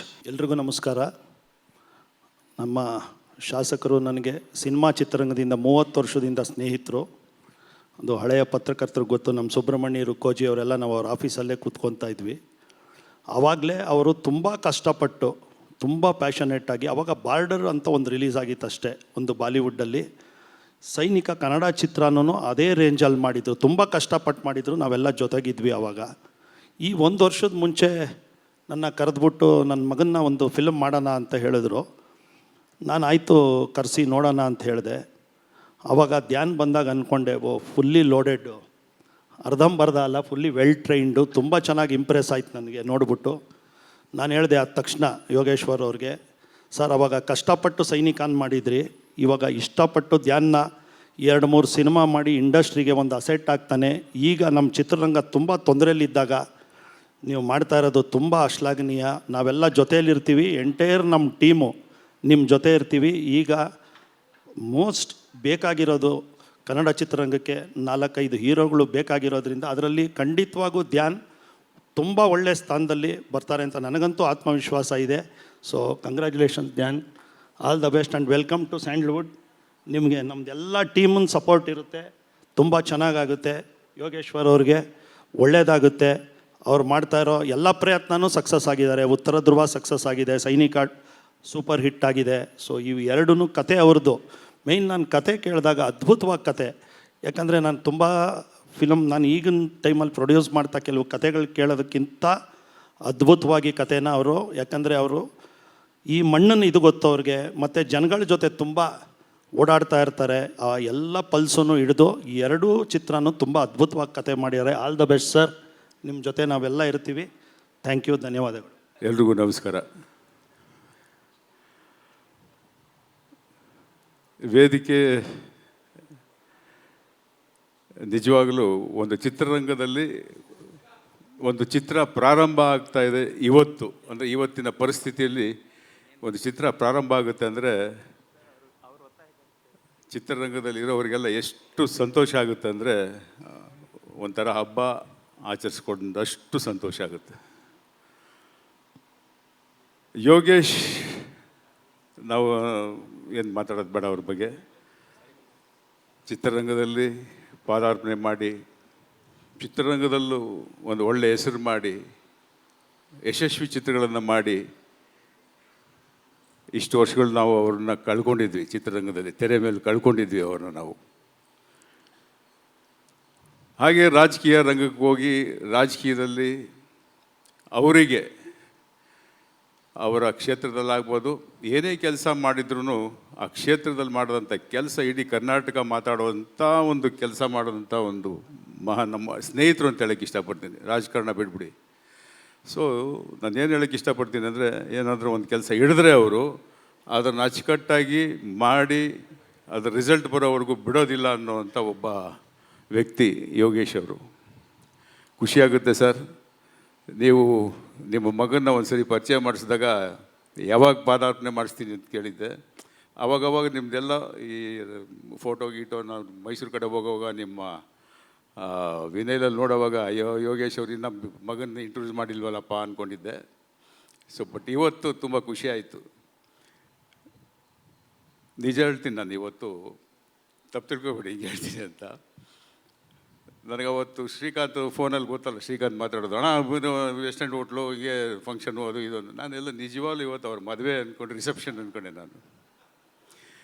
First ಬಂದು ಪಿಕ್ಚರ್ ಮಾಡಿ ಸರ್ ಅಂದರೆ ಮದುವೆ ಮಾಡಿಬಿಟ್ರಲ್ಲ ನೀವು ಬೇಗ ಅಂತ ಈಗ ಇಲ್ಲಿ ಒಳಗೆ ಬರೋವರೆಗೂ ಅವ್ರು ಕೇಳಿದೆ ನಾನು, ರೇ ಈ ಇಲ್ಲ ಸರ್ ಏನು ಫುಲ್ ಪೋಸ್ಟ್ ಇದೆಯಲ್ಲಪ್ಪ ಅಂದಾಗ ನನಗೆ ಆಶ್ಚರ್ಯ ಆಯಿತು, ತುಂಬ ಸಂತೋಷ ಆಯಿತು. ಮದುವೆ ಆಮೇಲೆ ಮಾಡಿ ಪರವಾಗಿಲ್ಲ. ಬಟ್ ಈ ಸಂದರ್ಭದಲ್ಲಿ ನಿಮ್ಮ ಮಗನ್ನ ಚಿತ್ರರಂಗಕ್ಕೆ ಪರಿಚಯಿಸ್ತಾ ಇರೋದು ತುಂಬ ಸಂತೋಷ. ಇದು ನಿಮ್ಮ ಜವಾಬ್ದಾರಿ, ಪರಿಚಯ ಮಾಡಿದ ಮಾತ್ರ ಅಲ್ಲ, ಇನ್ನು ಮುಂದೆ ನಮ್ಮ ಜವಾಬ್ದಾರಿ ಅವನ್ನ ಬೆಳೆಸೋದು. ಇಡೀ ಚಿತ್ರರಂಗದ ಜವಾಬ್ದಾರಿ. ಯಾಕೆ ಅಂದರೆ ಮಾಧ್ಯಮದ ಮಿತ್ರರು ಇಲ್ಲಿದ್ದೀರಿ, ನಿಮಗೆಲ್ಲ ಇವತ್ತು ಚಿತ್ರರಂಗದ ಪರಿಸ್ಥಿತಿ ಗೊತ್ತಿರುವಂಥದ್ದು. ಮಾಧ್ಯಮ ನಮ್ಮ ಜೊತೆಯಲ್ಲಿ ಉಸಿರಾಗಿ ಬೆರೆತು ಇಷ್ಟು ವರ್ಷಗಳು ಒಂದೊಂದು ಚಿತ್ರಕ್ಕೆ ಒಬ್ಬೊಬ್ಬ ನಿರ್ಮಾಪಕ ಆಗ್ಬೋದು, ನಿರ್ದೇಶಕ ಆಗ್ಬೋದು, ಎಷ್ಟು ಕಷ್ಟಪಟ್ಟು ಒಂದು ಸಿನಿಮಾ ಮಾಡ್ತಾರೆ ಅನ್ನೋದೆಲ್ಲ ನೋಡ್ಕೊಂಬಂದಿದ್ದೀವಿ. ಆದರೆ ಇವತ್ತಿನ ಪರಿಸ್ಥಿತಿಯಲ್ಲಿ ಒಂದು ಚಿತ್ರ ಮಾಡಬೇಕು ಅಂದರೆ ಭಯ ಆಗುತ್ತೆ. ಇಷ್ಟು ವರ್ಷಗಳು ನಾನು ಇಷ್ಟು ದೊಡ್ಡ ದೊಡ್ಡ ಸಿನಿಮಾಗಳು ಮಾಡಿದ್ದೀವಿ, ಆದರೂ ಇವತ್ತೊಂದು ಚಿತ್ರ ಮಾಡಬೇಕು ಅಂದರೆ ಇರಪ್ಪ ಅಂದರೆ ಗೊತ್ತಿಲ್ಲ ನಮಗೆ ಅದೊಂದು ಕೆಟ್ಟ ಬುದ್ಧಿನೋ ಒಳ್ಳೆ ಬುದ್ಧಿನೋ, ದೊಡ್ಡ ಸಿನಿಮಾ ಮಾಡಬೇಕು, ದೊಡ್ಡ ಸೂಪರ್ ಸ್ಟಾರ್ ಹಂಗಿರಬೇಕು ಅನ್ನೋದೇ ಒಂದು ಯಾವಾಗಲೂ ಯೋಚನೆ ಮಾಡೋವಂಥ ಒಂದು ಮುಂಚೆಯಿಂದ ಆ ಥರ ಮಾಡ್ಕೊಂಬಂದ ಅಭ್ಯಾಸ. ಈಗ ಒಂದು ಚಿತ್ರ ಮಾಡಿ 100 ಕೋಟಿ ಕಳ್ಕೊಂಬಿಡ್ತೀವ ಹೆಂಗಪ್ಪ ಅನ್ನೋದೆಲ್ಲ ಭಯ ಇರುತ್ತೆ. ಸೊ ಇಂಥ ಸಂದರ್ಭದಲ್ಲಿ ಅದರಲ್ಲೂ ಕನ್ನಡ ಚಿತ್ರರಂಗ ಎಷ್ಟು ಒಳ್ಳೆ ಚಿತ್ರ ಮಾಡಿದ್ರು ಹೋಗ್ತಾ ಇಲ್ವಲ್ಲ, ಏನು ಕಾರಣ, ಯಾವ ಥರ ಮಾಡಬೇಕು, ಏನು ಮಾಡಬೇಕು ಅನ್ನೋದು ಎಲ್ಲ ದಿಗ್ಭ್ರಮೆಯಲ್ಲಿ ನಾವೆಲ್ಲರೂ ಕೂತಿದ್ದೀವಿ, including media, if I am not wrong. ಈ ಸಂದರ್ಭದಲ್ಲಿ ಯೋಗೇಶ್ ಅವರು ಇಷ್ಟು ದೊಡ್ಡ ಮನಸ್ಸು ಮಾಡಿ ಅವರು ಮಗನ್ನ ಇಂಟ್ರೊಡ್ಯೂಸ್ ಮಾಡ್ತಾ ಇದ್ದಾರೆ ಅಂದರೆ ಅವ್ರನ್ನ ಆ ಹೀರೋನ ನಮ್ಮ ಕನ್ನಡ ಚಿತ್ರರಂಗದ ಸೂಪರ್ ಸ್ಟಾರ್ ಆಗಿ ಮಾಡೋದು ನಮ್ಮ ಜವಾಬ್ದಾರಿ ಆಗುತ್ತೆ. ದಯವಿಟ್ಟು ಇದನ್ನೆಲ್ಲ ನಾವು ಮನಸ್ಸಲ್ಲಿ ಇಟ್ಕೊಂಡು, ಯೋಗೇಶ್ ಅವರೇ ಥ್ಯಾಂಕ್ ಯು ವೆರಿ ಮಚ್. ನಿಮ್ಮ ಮಗನ್ನ ನಮ್ಮ ಚಿತ್ರರಂಗ ಈ ಸಂದರ್ಭದಲ್ಲಿ ಒಂಥರ ಆಕ್ಸಿಜನ್ ಕೊಟ್ಟಂಗೆ. ನೀವು ಚಿತ್ರರಂಗದ ಪರಿಸ್ಥಿತಿ ಹಂಗಿದೆ, ಎಲ್ರಿಗೂ ಗೊತ್ತಿರೋದೆ, ಕೊಟ್ಟಿದ್ದೀರಾ. ಅದು 2 ಚಿತ್ರ ಅನೌನ್ಸ್ ಮಾಡಿದ್ದೀರಾ, ಒಳ್ಳೆಯದಾಗಲಿ. ನನ್ನಿಂದ ಚಿತ್ರರಂಗದಿಂದ ಏನೇ ಆಗಬೇಕು ಅಂದ್ರೂ ದಯವಿಟ್ಟು ಹೇಳಿ. We are there for you sir. Thank you very much. God bless. ನೀವು ಇಂಡಸ್ಟ್ರಿಗೆ ಬರೋಕ್ಕೆ ಅಪ್ಪ ಇನ್ಸ್ಪಿರೇಷನ್ ಆಗಿರ್ಬೋದು, ಜೊತೆಗೆ ನಿಮ್ಮ ಲೈಫಲ್ಲಿ ಯಾರು ಇನ್ಸ್ಪಿರೇಷನ್ ಆದರೂ ಈ ಸಿನಿಮಾಗಳಿಗೆ ನಿಮ್ಮ ಪ್ರಿಪ್ರೇಷನ್ ಹೇಗಿದೆ ಅನ್ನೋಂಥದ್ದು ಮತ್ತು ಚಾಲೆಂಜಸ್ಸು? ಸರ್, ನನ್ನ ಲೈಫಲ್ಲಿ ಇರೋ ಒಬ್ಬರೇ ಇನ್ಸ್ಪಿರೇಷನ್ ನನ್ನ ತಂದೆ ಸರ್. ನಮ್ಮ ತಂದೆನ ಬಿಟ್ಟು ನಾನು ಯಾರನ್ನೂ ಇನ್ಸ್ಪಿರೇಷನ್ ಅಂತ ನೋಡಲ್ಲ ಸರ್. ಕಳೆದ 3 ವರ್ಷದಿಂದ ಓದೋದ ಜೊತೆ ಈ ಸಿನಿಮಾಗೆ ತಯಾರಿ ಮಾಡ್ತಾ ಬರ್ತಿದ್ದೀನಿ. ಒಂದಷ್ಟು gymnastics, dance, fight, acting. So just ಈ ವರ್ಷ ಗ್ರ್ಯಾಜುಯೇಟ್ ಆಗಿರೋದು. ಸೊ ಸೈಡ್ ಬೈ ಸೈಡ್ ಎಲ್ಲ ಮ್ಯಾನೇಜ್ ಮಾಡ್ಕೊ ಬಂದಿದ್ದೀನಿ ಸರ್. ಅವನಿಗೆ ನಾನು ಹೇಳಿದ್ದೀನಿ, ಯಾವಾಗಲೂ ನಿರ್ಮಾಪಕ ನಿನ್ನ ನಂಬಿ ಹಣ ಹೂಡ್ತಾನೆ ಅಂತಂದರೆ ನಿನ್ನ ನಂಬಿ ಇನ್ವೆಸ್ಟ್ಮೆಂಟ್ ಮಾಡ್ತಾನೆ. ನಿರ್ಮಾಪಕನಿಗೆ ಯಾವತ್ತೂ ನೋಯಿಸ್ಬೇಡ, ವಿಧೇಯನಾಗಿರೋ. ಚಿತ್ರರಂಗದಲ್ಲಿ ಎಷ್ಟು ವಿನಯವಾಗಿರ್ತೀಯೋ, ಎಷ್ಟು ತಾಳ್ಮೆಯಿಂದ ಇರ್ತೀಯೋ, ಎಷ್ಟು ಪ್ರಾಮಾಣಿಕವಾಗಿರ್ತೀಯೋ ಅಷ್ಟು ಎತ್ತರಕ್ಕೆ ಬೆಳಿತೀಯ ಅಂತ ಪದೇ ಪದೇ ನಾನು ಹೇಳ್ತಾ ಇರ್ತೀನಿ. ನನಗೆ ಗೊತ್ತಿದೆ ಇವತ್ತಿನ ಸಂದರ್ಭ ಚಿತ್ರರಂಗ ಭಾಳ ಶೋಚನೀಯ ಸ್ಥಿತಿಯಲ್ಲಿದೆ. ನಾವೆಲ್ಲ ವೆಂಕಟೇಶ್ ಅವರು, ನಾವೆಲ್ಲ ವೇಲುವರೆ ಬನ್ನಿ, ಈ ಕಡೆ ಬನ್ನಿ ಪ್ಲೀಸ್. ವೇಲು ಮುಂದೆ ಬನ್ನಿ. ಇಲ್ಲಿ ಚಿತ್ರರಂಗ ಇವತ್ತು ಸ್ಥಿತಿಗತಿ ನಾವು ಅರ್ಥ ಮಾಡ್ಕೊಂಡಿದ್ದೀವಿ. ನಾನು ಬೆಳಿಗ್ಗೆ ವಾಕ್ ಮಾಡುವಾಗ ಅವತಾರ್ ಸಿನಿಮಾ ನೋಡಿದೆ ಮೇಡಮ್. ಫೈರ್ ಆ್ಯಂಡ್ ಡ್ಯಾಶ್ ಅಂತ ಒಂದು ಅರ್ಧ ಗಂಟೆ ನೋಡಿದೆ ಬೆಳಿಗ್ಗೆ. ಕನ್ನಡದಲ್ಲಿ ನೋಡಿದೆ. ನನಗೆ ಆಗನ್ಸಿದ್ದು ಏನಪ್ಪ, ಕನ್ನಡ ಸಿನಿಮಾ ಇವತ್ತು ಇಂಟರ್ನ್ಯಾಷನಲ್ ಲೆವೆಲಲ್ಲಿ ನಾವು ಸ್ಪರ್ಧೆ ಮಾಡಬೇಕು. ಪ್ರೇಕ್ಷಕನಿಗೆ ಎಲ್ಲ ರೀತಿಯ ಸಿನಿಮಾಗಳು ಇವತ್ತು ನೋಡಲಿಕ್ಕೆ ಅವಕಾಶ ಇದೆ. ಹಂಗಾಗಿ ನಮ್ಮ ಸಿನಿಮಾ ಎಲ್ಲ ಒಂದು ಕಡೆ ನಾವು ಬಡ್ಜೆಟ್ ನಮಗೆ ರಿಸ್ಟ್ರಿಕ್ಟ್ ಇರೋದ್ರಿಂದ, ಬಡ್ಜೆಟಿನ ಮಿತಿ ಇರೋದ್ರಿಂದ ನಾವೆಲ್ಲ ಒಂದು ಕಡೆ ಸೊರಗ್ತಾ ಇದ್ದೀವಿ. ನಾವಿವತ್ತು ವರ್ಲ್ಡ್ ಸಿನಿಮಾ ಜೊತೆ ಚಾಲೆಂಜ್ ಮಾಡಬೇಕಾದಂಥ ಪರಿಸ್ಥಿತಿ ಇದೆ, ಪ್ರಾದೇಶಿಕ ಸಿನಿಮಾಗಳು. ಆ ನಿಟ್ಟಿನಲ್ಲಿ ನಾನು ಅವತಾರ್ ಕನ್ನಡದಲ್ಲಿ ನೋಡಿದಾಗ ಏನಪ್ಪ ನನಗೆ ಆಶ್ಚರ್ಯ ಆಯಿತು. ನಾವು ಈ ಮಟ್ಟಕ್ಕೆ ತಂತ್ರಜ್ಞಾನದಲ್ಲಿ, ಕಥೆನಲ್ಲಿ, ಪ್ರತಿಯೊಂದು ಹಂತದಲ್ಲೂ ಕೂಡ ಯೋಚನೆ ಮಾಡಬೇಕು. ಆ ನಿಟ್ಟಿನಲ್ಲಿ ನಮ್ಮಲ್ಲಿ ಕನ್ನಡದಲ್ಲಿ ಇವತ್ತು ಭಾಳಷ್ಟು ಜನ ಒಳ್ಳೆಯ ಕಥೆಗಾರಿದ್ದಾರೆ, ತಂತ್ರಜ್ಞರಿದ್ದಾರೆ. ನಾನೆಲ್ಲ ಇವ್ರನ್ನೇ ನಾವೆಲ್ಲ ಕೂತ್ಕೊಂಡು ಚರ್ಚೆ ಮಾಡ್ತಾಯಿದ್ದೀವಿ. ನಾನು ಕತೆಗೆ ಬಹಳ ಮಹತ್ವ ಕೊಡ್ತೀನಿ. ಕಳೆದ ಒಂದು ವರ್ಷದಿಂದ ನಾವೆಲ್ಲ ಒಂದು 5-6 ಜನ ಸೀನಿಯರ್ಸ್ ನಾವೆಲ್ಲ ಕೂತ್ಕೊಂಡು ಚರ್ಚೆ ಮಾಡ್ತಾಯಿರ್ತೀವಿ ಕತೆನ 1 ಸಾರಿ 2 ಸಾರಿ 3 ಸಾರಿ ಮಾಡಿ, ಇಲ್ಲ ಇದು ಬಂದಿದೆ, ಅದು ಬೇಡ ಇದು ಬೇಡ ಅಂಥೇಳಿ. ನನಗೊಂದು ಆತ್ಮವಿಶ್ವಾಸ, ಈ ಸಿನಿಮಾ ನನ್ನ ಮಗ ಸಂಪೂರ್ಣ ತಯಾರಿ ಮಾಡ್ಕೊಂಡಿದ್ದಾನೆ. ನೀವೆಲ್ಲ ಟೀಸರ್ ನೋಡಿದ್ರಿ. ನಾವು ಭಾಳ ತೋರ್ಸಕ್ಕೆ ಹೋಗಲಿಲ್ಲ. ಅವನು ಅದ್ಭುತವಾದಂಥ ನಟನೆ ಮಾಡ್ತಾನೆ. ನನ್ನ ಮಗ ಅಂತಲೇ ಹೇಳ್ತಾ ಇಲ್ಲ, ಅವನು ಪೂರ್ವ ತಯಾರಿ ಮಾಡಿಕೊಂಡೇ ಬಂದಿದ್ದಾನೆ. ನೋಡಬೇಕು ಮುಂದೆ ಚಿತ್ರರಂಗ ಅವನು ಯಾವ ಥರ ಸ್ವೀಕಾರ ಮಾಡ್ತದೋ ಏನೋ ನೋಡಬೇಕು. ನಾನು ಬೆಳಗ್ಗೆ ಯಾವುದೋ ಪತ್ರಿಕೆ ಒಂದು ಆರ್ಟಿಕಲ್ ನೋಡಿದೆ, ರಾಜಕಾರಣಿ ಮಕ್ಕಳುಗಳೆಲ್ಲ ಒಂದಷ್ಟು ಎಕ್ಸಾಂಪಲ್ ಹಾಕ್ಬಿಟ್ಟು ಬರೆದಿದ್ದಾರೆ. ನಾನು ಮೊದಲು ರಾಜಕಾರಣಿ ಅಲ್ಲ, ನಾನು ಮೊದಲು ಕನ್ನಡ ಚಿತ್ರರಂಗದಲ್ಲಿ 40 ವರ್ಷ ನನಗೆ ಎಕ್ಸ್ಪೀರಿಯನ್ಸ್ ಇದೆ. 1983ರಲ್ಲಿ ನಾನು ಆದರ್ಶ ಫಿಲ್ಮ್ ಇನ್ಸ್ಟಿಟ್ಯೂಟಿಂದ ಆಚೆ ಬಂದವನು. ಹಾಗಾಗಿ ನಾನು ಮೊದಲು ಚಿತ್ರರಂಗದವನಾಗಿ ಚಿತ್ರರಂಗದಕ್ಕೆ ನನ್ನ ಮಗನ್ನ ನನ್ನ ಕನಸುಗಳು ಏನೇನು ಈಡೇರ್ಸೋಕ್ಕಾಗಲಿಲ್ಲ ಅವನ ಮುಖಾಂತರ ಈಡೇರಿಸ್ಕೋಬೇಕು ಅಂತೇಳಿ ಅವನ ಚಿತ್ರರಂಗಕ್ಕೆ ತರ್ತಾ ಇದ್ದೀನಿ. ಹಾಗಾಗಿ ನನಗೆ ಆತ್ಮವಿಶ್ವಾಸ ಇದೆ, ಒಂದಷ್ಟು ಒಳ್ಳೆ ಚಿತ್ರಗಳನ್ನು ನಮ್ಮ ಸಂಸ್ಥೆ ಮುಖಾಂತರ ಚಿತ್ರರಂಗಕ್ಕೆ ಕೊಡ್ತೀವಿ. ಹಾಗಾಗಿ ನನಗೆ ರಾಜಕಾರಣಿಗಳ ಜೊತೆ ಅವರನ್ನು ಯಾರನ್ನೋ ಕಂಪೇರ್ ಮಾಡಿ ಬರೀದಲ್ಲ ಅರ್ಥ ಇಲ್ಲ. ಅವನಿಗೆ ಯೋಗ್ಯತೆ ಇದ್ದರೆ, ಯೋಗ ಇದ್ದರೆ, ಅವನಿಗೆ ಟ್ಯಾಲೆಂಟ್ ಇದ್ದರೆ, ಅವನಿಗೆ ಪ್ರತಿಭೆ ಇದ್ದರೆ ಅವನೊಬ್ಬ ನಟನಾಗಿ ನಿಂತ್ಕೋತಾನೆ ಅನ್ನೋ ಆತ್ಮವಿಶ್ವಾಸ ನನಗಿದೆ. ನಮಸ್ಕಾರ. ಚಿತ್ರರಂಗ ಸಕ್ಸಸ್ ಸಿಗೋ ಟೈಮ್ಗೆ ರಾಜಕೀಯಕ್ಕೆ ಕೊಟ್ಟೋಗ್ಬಿಟ್ಟೆ ಆಕಸ್ಮಿಕವಾಗಿ. ಅಲ್ಲಿ ನಾನು MLA, ಅದೇ ಮೇಲೆ ಜವಾಬ್ದಾರಿ ಜಾಸ್ತಿ ಇತ್ತು. ಈಗೇನಾಗಿದೆ ಅಂದರೆ, ಈಗ ನಿಮ್ಗೆ ಗೊತ್ತು, ಶಿವಕುಮಾರ್ ನಮ್ಮದೇ ಜಿಲ್ಲೆಯವರು, ಅವರು ಮುಖ್ಯಮಂತ್ರಿ ಆಗಿದ್ದಾರೆ. ಕ್ಷೇತ್ರದಲ್ಲಿ ಬಹಳ ಒತ್ತಡ ಇಲ್ಲ. 2 ವರ್ಷ ನನಗೆ ಸ್ವಲ್ಪ ಫ್ರೀ ಇದ್ದೀನಿ ಅಂತ ಅನ್ನಿಸ್ತಾ ಇತ್ತು ನನಗೆ. ಈ ಟೈಮಲ್ಲಿ ಯಾಕೆ ನಾನು ಮತ್ತೆ ಚಿತ್ರರಂಗಕ್ಕೆ ಮನಸ್ಸು ಕೊಡೋಣ, ರಾಜಕೀಯದಲ್ಲಿ ಚಟುವಟಿಕೆಗಳು ನನಗೇನು ಭಾಳ ಇದೆ ಅಂತ ಅನ್ನಿಸ್ಲಿಲ್ಲ ಈ ನಡುವೆ. ಹಾಗಾಗಿ ನಾನು ಸ್ವಲ್ಪ ಈ ಕಡೆ ಗಮನ ಕೊಡೋಣ, ಒಂದಷ್ಟು ಚಿತ್ರಗಳು ಮಾಡಬೇಕು ಅಂತ ಆ ಒಂದು ತುಮಲ ಇತ್ತಲ್ಲ ಭಾಳ ವರ್ಷಗಳಿಂದ. ಹಾಗಾಗಿ ನಾನು ಮತ್ತೆ ಒಂದಷ್ಟು ಚಿತ್ರ ಮಾಡೋ ಕಡೆ ಗಮನ ಕೊಡ್ತಾ ಇದ್ದೀನಿ. ಯೋಗೇಶ್ವರ್ ಅವರೇ, ಸರ್ ಇಲ್ಲಿ ನೀವು ಅದ್ಭುತವಾಗಿ ಕಾಣಿಸ್ಕೋತಾ ಇದ್ದೀರಾ ಟೀಸರಲ್ಲಿ.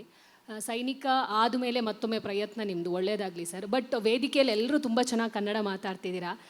ಒಂದು ಅನ್ನಿಸ್ತಾ ಇದೆ, ನೀವೇ ಆಗಲೇ ಹೇಳಿದ್ರಿ ಕನ್ನಡ ಇಂಡಸ್ಟ್ರಿ ತುಂಬ ಕಷ್ಟದಲ್ಲಿದೆ ಅಂತ. ಕನ್ನಡ ಇಂಡಸ್ಟ್ರಿಯಲ್ಲಿರುವ ಕಲಾವಿದರು ತುಂಬ ಕಷ್ಟದಲ್ಲಿದ್ದಾರೆ.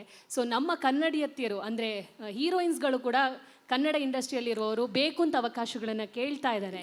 ಈಗ ಒಂದು ಚಿತ್ರ ನಾನು ಮೊದಲೇ ಹೇಳಿದೆ, ಇದು ಸ್ಪರ್ಧಾತ್ಮಕ ಜಗತ್ತು. ಚಿತ್ರ ಚೆನ್ನಾಗಿ ಮೂಡಿ ಬರಬೇಕು. ನನಗೆ ನನ್ನದೇ ಆದಂಥ ಫ್ಯಾಷನ್ ಇದೆ. ಸಿನಿಮಾ ಬರೀ ಕನ್ನಡದವರೇ ಎಲ್ಲ ಮ್ಯಾಕ್ಸಿಮಮ್ ನಾವು ಬಹಳಷ್ಟು ಜನ ಕನ್ನಡ ತಂತ್ರಜ್ಞರನ್ನೇ ಹಾಕ್ಕೊಂಡಿದ್ದೀವಿ. ಆದರೆ ಕತೆಗೆ ನಾನು ಯೋಚನೆ ಮಾಡಿದಾಗ ನನ್ನ ಮಗನಿಗೆ ಒಂದು ನಟಿಯರು ಯಾವ ಥರ ಇರಬೇಕು ಅಂತೇಳಿ ನನ್ನ ಒಂದು ಕನಸು. ಹಾಗಾಗಿ ಹಿಂದೆ ನಾನು ಭಾಳ ಸಂದರ್ಭದಲ್ಲಿ ಭಾಳಷ್ಟು ಐಶ್ವರ್ಯನ ಕರ್ಕೊಂಬಂದು ಕಾರ್ಯಕ್ರಮ ಮಾಡಿದ್ದೀನಿ. ನನಗೆ ಒಂದು ಫ್ಯಾಷನ್ ಅಷ್ಟೇ. ನನಗನ್ಸುತ್ತೆ ಈ ಚಿತ್ರಕ್ಕೆ ಇಲ್ಲಿ ಬಂದಿರತಕ್ಕಂಥ 3 ಜನ ನಟರನ್ನ ಭಾಳ ನಾವು ಹುಡುಕಾಟ ಮಾಡಿ ನಾವು ಸೆಲೆಕ್ಟ್ ಮಾಡಿದ್ದೀವಿ. ಚಿತ್ರರಂಗದಲ್ಲಿ ನಮ್ಮ ಕನ್ನಡ ತಂತ್ರಜ್ಞರು, ನಟ ನಟಿಯರು ಬೇರೆ ಕಡೆ ಹೋಗಿ ಆ್ಯಕ್ಟ್ ಮಾಡ್ತಾರೆ, ಅವರು ಕೂಡ ಬಂದು ಆ್ಯಕ್ಟ್ ಮಾಡ್ತಾರೆ. ನಾನೇನು ಅದನ್ನು ಭಾಳ ರಿಸ್ಟ್ರಿಕ್ಟ್ ಮಾಡ್ಕೊಂಬಿಡಲಿಲ್ಲ. ನನಗೆ ನಮ್ಮ ಸೈನಿಕ ಸಿನಿಮಾ ಪ್ಯಾನ್ ಇಂಡಿಯಾ ಸಿನಿಮಾ, 5 ಲ್ಯಾಂಗ್ವೇಜಲ್ಲೂ ನಾವು ಸೈನಿಕ ಅಂತ ಅಂದಮೇಲೆ ಅದಕ್ಕೇನು ಗಡಿ ರೇಖೆ ರಾಜ್ಯ ಏನಿಲ್ಲ. ಹಾಗಾಗಿ ಅದನ್ನು 5 ಲ್ಯಾಂಗ್ವೇಜಲ್ಲೂ ಮಾಡ್ತಾಯಿದ್ದೀವಿ. ಕರ್ನಾಟಕ ಬಲಂ ಮಾತ್ರ ಕನ್ನಡದಲ್ಲಿ ಮಾಡ್ತಾಯಿದ್ದೀವಿ. ನಮ್ಮ ಕತೆಗೆ ಪೂರಕವಾಗಿ ನಾವು ಕಲಾವಿದರನ್ನು ಆಯ್ಕೆ ಮಾಡಿದ್ದೀವಿ. ಯೋಗೇಶ್ವರ್ ಅವರೇ, ಹೇಳಿ. ಶಾರದಾ ಇಲ್ಲಿ. ನನ್ನ ಪ್ರಶ್ನೆ ಸರ್, ನೀವು ಹೇಳಿದ್ರಿ ಆ್ಯಕ್ಟಿಂಗು ಪ್ಯಾಷನ್ ಅಂತ ಬಂದಿದೆ ಅಂತ. ನಿಮ್ಮ ಪ್ಯಾಷನ್ ಆ್ಯಕ್ಟಿಂಗಲ್ಲಿ, ಅದಕ್ಕೆ ನೀವು ಚಿತ್ರರಂಗಕ್ಕೆ ಬಂದ್ರಿ ಅಂತ. ಬಟ್ ಆಫ್ಟರ್ 15 ಇಯರ್ಸ್ 24 ಇಯರ್ಸ್ ಆದಮೇಲೆ ಮತ್ತೆ ವಾಪಸ್ ಬರ್ತಾ ಇದ್ದೀರಾ. You been a politician. ನಂದು ಒಂದೇ ಪ್ರಶ್ನೆ, with experience can politician be better actors ಅಂತ? ಆಬ್ವಿಯಸ್ಲಿ ಅಲ್ಲ ಮೇಡಮ್, ಅದಕ್ಕೆ ನಿಜ ಅಲ್ವಾ? ನಿಮ್ಗೆ ಗೊತ್ತಿದೆ, ನಿಮ್ಗೆ ಗೊತ್ತಿದ್ದೇ ಕೇಳ್ತಾ ಇದ್ದೀರಿ ಪ್ರಶ್ನೆನ. ಇದನ್ನು ಅಲ್ಲ, can politicians be better actors? ಏನಂದ್ರೆ ನಮ್ಮ ಅನುಭವದ ಮೇಲೆ ನಾನು ಯಾವಾಗಲೂ ನನಗೆ ಶ್ರೀಕಾಂತ್ಗೆ ಮೊನ್ನೆ ಕತೆ ಹೇಳುವಾಗ ಹೇಳ್ತಾ ಇದ್ದೆ, ನಮ್ಮ ಕತೆಗಾರರಿಗೂ ಹೇಳ್ತೀನಿ. ನಾನು ಒಬ್ಬ ರಾಜಕಾರಣಿಯಾಗಿ ದಿನ ಬೆಳಗ್ಗೆಯಿಂದ ಸಂಜೆ ತನಕ ನನ್ನ ಭಾವನೆಗಳು, ನಾನು ಭೇಟಿ ಮಾಡ್ತಕ್ಕಂಥ ವ್ಯಕ್ತಿಗಳು, ಬೆಳಿಗ್ಗೆ ಮದುವೆಗೆ ಹೋಗ್ತೀವಿ, ಮಧ್ಯಾಹ್ನ ಯಾವುದೋ ಸಾವಿಗೆ ಹೋಗ್ತೀವಿ, ಸಂಜೆ ಇನ್ಯಾರೋ ಕಷ್ಟ ಕೇಳ್ತೀವಿ, ಬೆಳಗ್ಗೆ ಇನ್ನೇನೋ ಕೇಳ್ತೀವಿ. ಹಾಗಾಗಿ ನಮಗೆ ಜೀವನದ ಪಾಠ ಬಹಳ ಆಗೋಗುತ್ತೆ. 4-6 ವಿಭಿನ್ನವಾದಂಥ ಸನ್ನಿವೇಶಗಳನ್ನು ನಾವು ಎದುರಿಸ್ತೀವಿ. ಹಾಗಾಗಿ ಬಹುಶಃ ಒಳ್ಳೆ ಮಾಗಿದ ಕಲಾವಿದ ಅಂತ ಅನ್ಕೋಬೋದು ಮೇಡಮ್. ಸರ್ ಯೋಗೇಶ್ವರ್ ಸರ್ ಇಲ್ಲಿ ಸರ್ ಮೇಡಮ್ ಶಾರದವ್ರು ಸ್ವಲ್ಪ ಶಾರ್ಪಾಗಿ ಕೇಳ್ತಾರೆ. ನಾನು ಮೊನ್ನೆ 2-3 ಕಾರ್ಯಕ್ರಮ ನೋಡಿದೆ, ಅದಕ್ಕೆ ಅವ್ರನ್ನ ಸಮಾಧಾನ ಮಾಡಿಬಿಡ್ತೀನಿ ತಡೀರಿ. ಕೇಳಿ ಮೇಡಮ್. ಸರ್, ನೀವು ನಿಮ್ಮ ಮಗನ್ನ ಲಾಂಚ್ ಮಾಡೋ ಉದ್ದೇಶಕ್ಕೆ ವಾಪಸ್ ಬಂದಿದ್ದೀರಾ. ಎಲ್ಲರೂ ಹೇಳ್ತಾರೆ ಕನ್ನಡ ಇಂಡಸ್ಟ್ರಿ ಬಗ್ಗೆ ಎಲ್ಲರಿಗೂ ಗೊತ್ತಿದೆ, ಬಟ್ ಏನೂ ಮಾಡ್ತಾ ಇಲ್ಲ. ನೀವು ಪ್ರೊಡ್ಯೂಸರ್ಸ್ ಆಗಿ ನೀವು ಅವತ್ತು ಕನ್ನಡ ಇಂಡಸ್ಟ್ರಿ ಯಾವಾಗ ಬೀಳ್ತಾ ಇದೆಯಾ ನೀವು ಒಂದು ಸ್ವಲ್ಪ ಚೇತರಿಕೆ ತರ್ಬೋದಾಯ್ತಲ್ಲ ಸರ್. ಮೇಡಮ್, ನನಗೆ ನಾನು ಅಲ್ಲ, ಅದು ನನಗೆ ನಿಮ್ಮ ಪ್ರಶ್ನೆ ನನಗೆ ಅರ್ಥ ಆಯಿತು. ನಾನು ನೆನೆನೇ ಯೋಚನೆ ಮಾಡಿದೆ, ಶಾರದಾ ಅವ್ರು ಬಂದರೆ ಇಂತಿಂಥ ಪ್ರಶ್ನೆಗಳು ಕೇಳ್ತಾರೆ ಅಂತ. ನಾನು ರೆಡಿಯಾಗಿ ಬಂದಿದ್ದೀನಿ. ನಾನು ಮೊದಲೇ ಹೇಳಿದೆ, ನನಗೆ ರಾಜಕೀಯ ಚಟುವಟಿಕೆಗಳಲ್ಲಿ ಈ 1-2 ವರ್ಷ ನಾನು ಬಿಡುವಿದ್ದೀನಿ. ನನಗೆ ಯಾಕಂದರೆ ಕೇಳಿ, ಮಾನ್ಯ ಮುಖ್ಯಮಂತ್ರಿ ಬಂದಿದ್ರಲ್ಲ, ನಾವೆಲ್ಲ ಒಂದೇ ಜಿಲ್ಲೆಯವರು, ಕೆಲಸ ಕಾರ್ಯ ನಡೀತಾ ಇದೆ. ನನಗೆ ಬಹಳ ಒತ್ತಡ ಇಲ್ಲ. ಈಗ ನಾನು ಸಮಾಧಾನವಾಗಿದ್ದೀನಿ. ನಮ್ಮ ತಾಲೂಕಲ್ಲಿ ಇಡೀ ರಾಜ್ಯದಲ್ಲಿ ಮೊದಲನೇ ಬಾರಿಗೆ ನೀರಾವರಿ ಮಾಡಿ ಇವತ್ತು ಇಡೀ ಕರ್ನಾಟಕ ನೋಡುವಂಗೆ ನಾನು ನನ್ನ ಕ್ಷೇತ್ರ ಮಾಡಿದ್ದೀನಿ. ಇಡೀ ರಾಜ್ಯದಲ್ಲಿ ಅತಿ ಹೆಚ್ಚು, ಇಡೀ ದೇಶದಲ್ಲೇ ಅತಿ ಹೆಚ್ಚು ಹಾಲನ್ನು ಕರಿತಾ ಇರ್ತಕ್ಕಂಥ ಕ್ಷೀರವನ್ನು ಏನು ನಾವು ದಿನ 3.5 ಲಕ್ಷ ಲೀಟ್ರ್ ಹಾಲು ನಮ್ಮ ತಾಲೂಕಲ್ಲಿ ಉತ್ಪತ್ತಿ ಆಗ್ತಾ ಇದೆ. ನಾನು ಯಾವುದೇ ಕ್ಷೇತ್ರದಲ್ಲಿ ಕಾಲಿಟ್ಟರು ಕೂಡ ಅಲ್ಲಿ 100ಕ್ಕೆ 100 ಭಾಗ ರಿಸಲ್ಟ್ ಕೊಡ್ತೀನಿ ಅಂದ್ಕೊಳ್ಳಿ. ಈಗ ನನ್ನ ಮಗನಿಗೋಸ್ಕರ ಚಿತ್ರರಂಗಕ್ಕೆ ಬಂದೆ. ಸರ್, ಎಲ್ಲರೂ ಸ್ಟೇಜ್ ಮೇಲೆ ಭಾಷಣ ಮಾಡ್ತಾರೆ ಸರ್, ಪೊಲಿಟಿಷಿಯನ್ ತರ ಭಾಷಣ ಮಾಡ್ತಾರೆ, ಕನ್ನಡ ಚಿತ್ರರಂಗ ಈಗ ಆಗಿದೆ ಅಂತ, ಬಟ್ ಯಾರು ಮುಂದೆ ಬಂದಿಲ್ಲ. ಇಲ್ಲ, ಎಲ್ಲ ಪ್ರಯತ್ನ ಮಾಡ್ತಾ ಇದ್ದಾರೆ. ನನಗಂತ ಇದೆ. ಈಗ ನಾನು ಮೊನ್ನೆ ದಿವಸ ನಮ್ಮ ವೇಲುವರೆಗೂ ಮಾತಾಡಿದೆ, ಸರ್ ನಿಮ್ಮ ಚಿತ್ರ ಒಳ್ಳೇದಾಗಲಿ ಸರ್ ಅಂತೇಳಿ. ಯಾಕಂದರೆ ನನಗೂ ಸಂಕಟ ಗೊತ್ತಾಗುತ್ತೆ ಮೇಡಮ್, ಪ್ರೊಡ್ಯೂಸರ್ ಕಷ್ಟ ಏನಂತ. ನಾನು ಧೈರ್ಯ ಮಾಡಿ, ಇಲ್ಲ ನಾನು ಗೆಲ್ತೀನಿ ಒಂದು ದಿವಸ ಅನ್ನೋ ಒಂದು ವಿಶ್ವಾಸದ ಮೇಲೆ ನೀವೆಲ್ಲ ನಮ್ಮ ಜೊತೆ ಇರ್ತೀರಿ ಅನ್ನೋ ಒಂದು ಭರವಸೆ ಮೇಲೆ ಮಾಡ್ತಾ ಇದ್ದೀವಿ. ನಾವಿರ್ತೀವಿ ಸರ್. ಹೊಸಬ್ರ ಜೊತೆ ಸಿನಿಮಾ ಮಾಡ್ತೀರಾ, ನಿಮ್ಮ ಮಗಂದು ಫಿಲಮ್ ಪ್ರೊಡ್ಯೂಸ್ ಮಾಡೋ ಜೊತೆ ಹೊಸಬ್ರಿಗೂ ಸಿನಿಮಾ ಮಾಡ್ತೀರಾ? ಮೇಡಮ್, ಈ ಸಿನಿಮಾ ಬಂದು ಜನ ನೋಡ್ಲಿ ತಡೀರಿ. ನಿಮ್ಗೆ ಯಾಕೆ ಅರ್ಜೆಂಟು? ಇದೇ ಒಳ್ಳೆ ಹೊಸಬ್ರಿಗೆ ಬೇಕಲ್ಲ ಪ್ರೊಡ್ಯೂಸರ್ಸ್ ಅಂತ. ಅಲ್ಲ, ಈಗ ನಾನು ಸುಮ್ಮನೆ ಸುಳ್ಳು ಹೇಳ್ಬಿಟ್ಟು ತಿರ್ಗಾ ನೀವು ನೆಕ್ಸ್ಟ್ ವೇದಿಕೆಯಲ್ಲಿ ನಾನು ಹಿಡ್ಕೋತೀರಾ? ನಾನು 2 ಸಿನಿಮಾ ಅನೌನ್ಸ್ ಮಾಡಿದ್ದೀನಿ, ಅದಕ್ಕೆ 1 ಅಲ್ಲ 2 ಮಾಡಿದ್ದೀವಿ. 2 ಮೊದಲು ಕಂಪ್ಲೀಟ್ ಮಾಡಿ ನಿಮ್ಮ ಮುಂದೆ ತರ್ತೀವಿ, ಆಮೇಲೆ ಮುಂದೆ ಮಾತಾಡಿ. Okay Dhyan, I have 1 question for you. ನೀವು ಇದರೊಳಗೆ ಸಿಕ್ಕಿದೆ 2 ಸಿನಿಮಾ, ನಿಮ್ಗೆ ಬೇಕಾಗಿದ್ದು ಎಲ್ಲ ಸಿಕ್ಕಿದೆ. ಹೇಗೆ ನಿಮಗೆ ಇದು ಬ್ಯಾಟಲ್ ಆಗುತ್ತೆ for a hero? What all he is required from your end? What is the battle for you as a hero to be launched as a hero? Ma'am, ಈಗ ಒಂದು ಪಾತ್ರಕ್ಕೆ ತಯಾರಿ ಆಗಬೇಕು ಅಂದರೆ ನಾವು ಕಷ್ಟಪಡಬೇಕು, ಅದು ಬ್ಯಾಟಲು. ನಾವು ಎಕ್ಸಸೈಸ್ ಮಾಡಬೇಕು, ಅದು ಬ್ಯಾಟಲ್. ಡಯಟ್ ಮಾಡಬೇಕು, ಅದು ಬ್ಯಾಟಲ್. ಡಿಸಿಪ್ಲಿನ್ಡಾಗಿ ಡಾನ್ಸ್ ಕಲಿಬೇಕು, ಅದು ಬ್ಯಾಟಲ್. ಡೈಲಾಗ್ಗಳು ಕಲಿಬೇಕು, ಅದು ಬ್ಯಾಟಲ್. ಸೊ ನಮ್ಮ ಬ್ಯಾಟಲ್ ಎಲ್ಲರ ಬ್ಯಾಟಲ್ಗಿಂತ ಸಿಮಿಲರ್ ಇರಲ್ಲ. ಒಬ್ಬ ನಟನ್ ಬ್ಯಾಟಲ್ ಇಡೀ ಪ್ರಪಂಚಕ್ಕಿಂತ ಬೇರೆ ಥರನೇ ಇರುತ್ತೆ. But every day, every night he has to be discipline. So that is my battle. Discipline is my battle. Thank you and all the best. Yogeshwar, Thank you so much, ma'am. ಚಳುವಳಿಗಳು ಹೊಸತಲ್ಲ. ಆ ನೆರಳು ನೋವುಗಳು ಚಿತ್ರದಲ್ಲಿ expect ಮಾಡ್ಬೋದಾ?